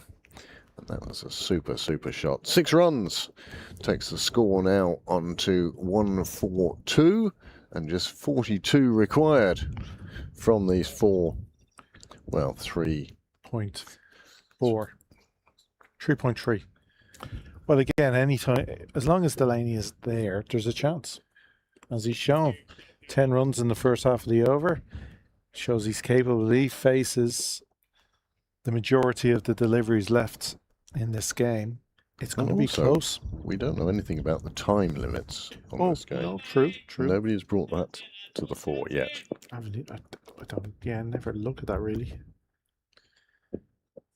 Oh, under edge, safely taken. Again, Tucker doing a fine job behind the sticks. Hollard bowling with good pace.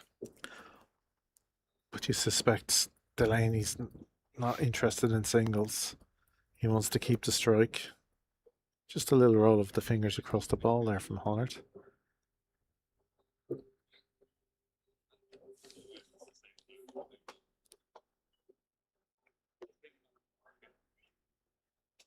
Yeah.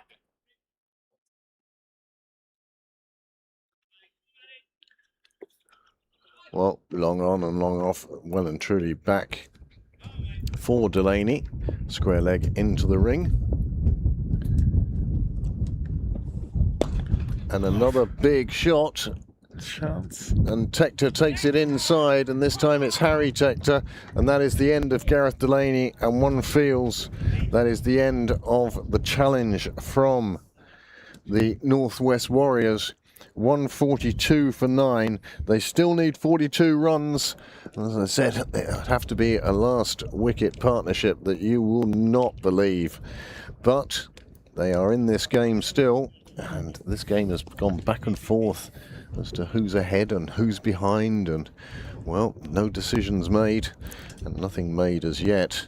But that is 9 down now. Hollard, just his pace just too much, and Delaney trying to repeat the 6 trick, and once he hit it, he knew that he was walking only one way, and that was back to the players' tents over at the Wheelfield Road gate. The Leinster Lightning all celebrating with Harry Tector down on the boundary. And that's a fine catch, and that will bring Melvin Devaraj to the wicket. And the Leinster Lightning look like they are going to get away with what was a poor start to their batting, but thanks to a century partnership for the 4th wicket, Lorcan Tucker. Christopher And Christopher Freitas' innings saw him at the 9th man out, and he really would be a candidate for man of the match. That's well played. Used the bowler's pace against him. However, it's a good over from Hollard. He has proved to be a vital cog in this Leinster Lightning machine, and 143 off 17. There's still 9 runs from that over, but with the 9th wicket down, it only takes 1 delivery now for the Leinster Lightning to wrap this game up. But it does take 41 runs in 3 overs for the Northwest Warriors to walk away with the festival title.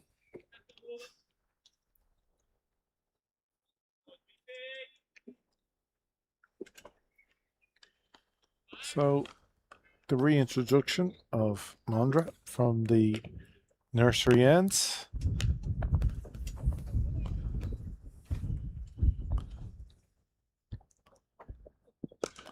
Oh, that's crashed out, but there is a sweeper. Just a single taken. Again, it's good field placement from the Lightning. Andra is going to bowl the 18th and the 20th. He still has 2 overs left. And we'll see who Lorcan Tucker turns to for the other 3rd over. I suspect it'll be Byron McDonough. That's if that over is needed at all. I am kind of surprised Dockrell didn't bowl this 4th, though. Dockrell against a pair of tail-enders. I would have backed him. Well, You'll sit here in the commentary box. Well, we're all experts. Yeah, yes. Lorcan Tucker is Yes. out there making decisions, and I suspect that the decisions that Lorcan has made, well, by and large, I certainly wouldn't have changed any of them. He's done really well today as captain, as batsman, as wicketkeeper. That's a nice shot, but again, it will just be a single. Stephen Doheny it is who's patrolling Cyril's way. The path that leads from the car park down to the pavilion here at Pembroke, named after one of the long-serving members of the club, Cyril Irwin.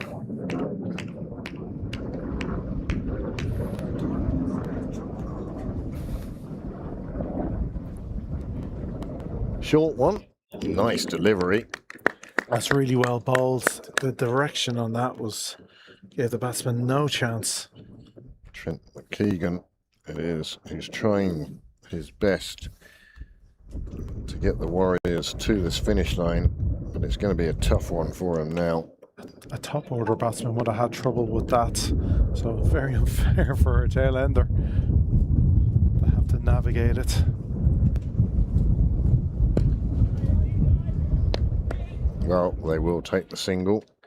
Trent McKeegan gets down to the non-striker's end.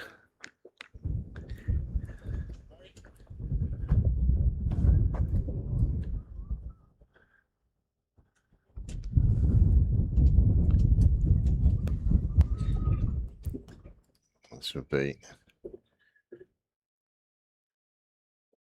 the over that ideally Lorcan Tucker would want this game wrapped up.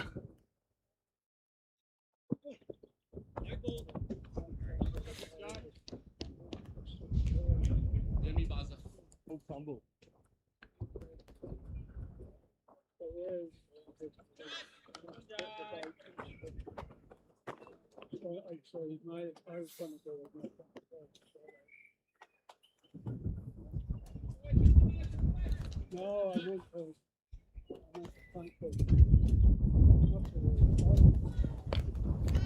Well, Byron McDonough into the action as a fielder. It won't be long before I suspect we'll see him as a bowler. And the way he's jogging up there suggests that he knows he'll be bowling.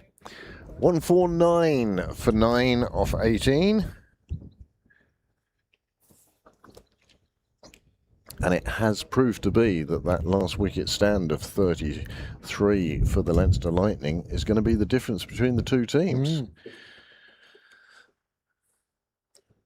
And we did speak of it in the first innings, how that momentum that Hollard and McDonough brought at the tail end of the Lightning innings might be very important. And yeah, as you say, it seems to proven to be.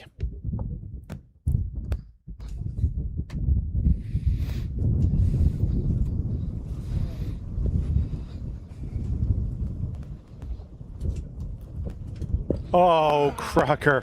Well, look at the stumps. They have absolutely been shattered. Byron McDonough, he takes the 10th wicket, and what a wicket it was. And so they are all out for 149. That is a fast bowler's favourite look in the world, when the stump out of a ground and the other's flailing. He has absolutely shattered the stumps there. It's a good job that the umpire only needs to take the other two out now, because they're certainly a lot looser now than they were at one ball ago. So the Leinster Lightning have proved to be victorious by 34 runs. Absolute perfect Yorker, in swinging into middle stump. Well, Joel Garner special. It's the one for a tail ender, that is for sure. Well, the Leinster Lightning are the victorious side and go to 3-0. The Northwest Warriors fall to 1-2. The Northern Knights 0-2. With 3 games left to go, and they will be held in Lisbon at the end of July, and we look forward to watching that on the Lisbon stream. We saw that stream during the All-Ireland Cup, and they're doing a fabulous job up there, and I for one have subscribed to their channel, and I hope that you, our viewers, will do the same. My many thanks to Graham for coming down for this final game. My thanks for Niall, and the work we've put in over the last 2 days has certainly paid off with the amount of viewers and the amount of subscribers and the amount of devices connected at any one time. It's been a record-breaking weekend or week for Pembroke Cricket Live, but we couldn't do it without, and we'd like to thank every one of our subscribers and our viewers this week for this interprovincial festival. So that just about wraps it up as far as we're concerned. I'm sure Niall is going to show some highlights, including what was an absolutely fabulous last ball. And if you pick that up on the fourth camera, the one from behind the batsman, it just shows the absolute devastation that was caused. Niall, listening as always, look at that. That just looked superb for Byron, and delighted for him on his debut in blue. Many congratulations to Leinster, and many thanks to the Northwest and indeed to the Northern Knights for making this a memorable couple of days. We also would like to thank the weather gods, who have done a magnificent job of keeping most rain off us. And of course to our sponsors CJK, Sherwin O'Riordan, who are sponsors of the Leinster Lightning, and to anybody out there who has or will make a donation through the link on the description. Well, next cricket here at Sydney Parade is actually tomorrow evening, when the women's first 11 will be here. They're playing Clontarf. And then on Saturday and Sunday, there's 2 men's first games, where the first will be taking on Christa Freitas and the rest of the Balbriggan side in a table-topping clash in the league, and also in the semi-final of the Leinster Senior Cup. But from Graham and myself, and from Niall as well, we'd like to say thank you very much, and join us again soon on Pembroke Cricket Live. Good night. Good night.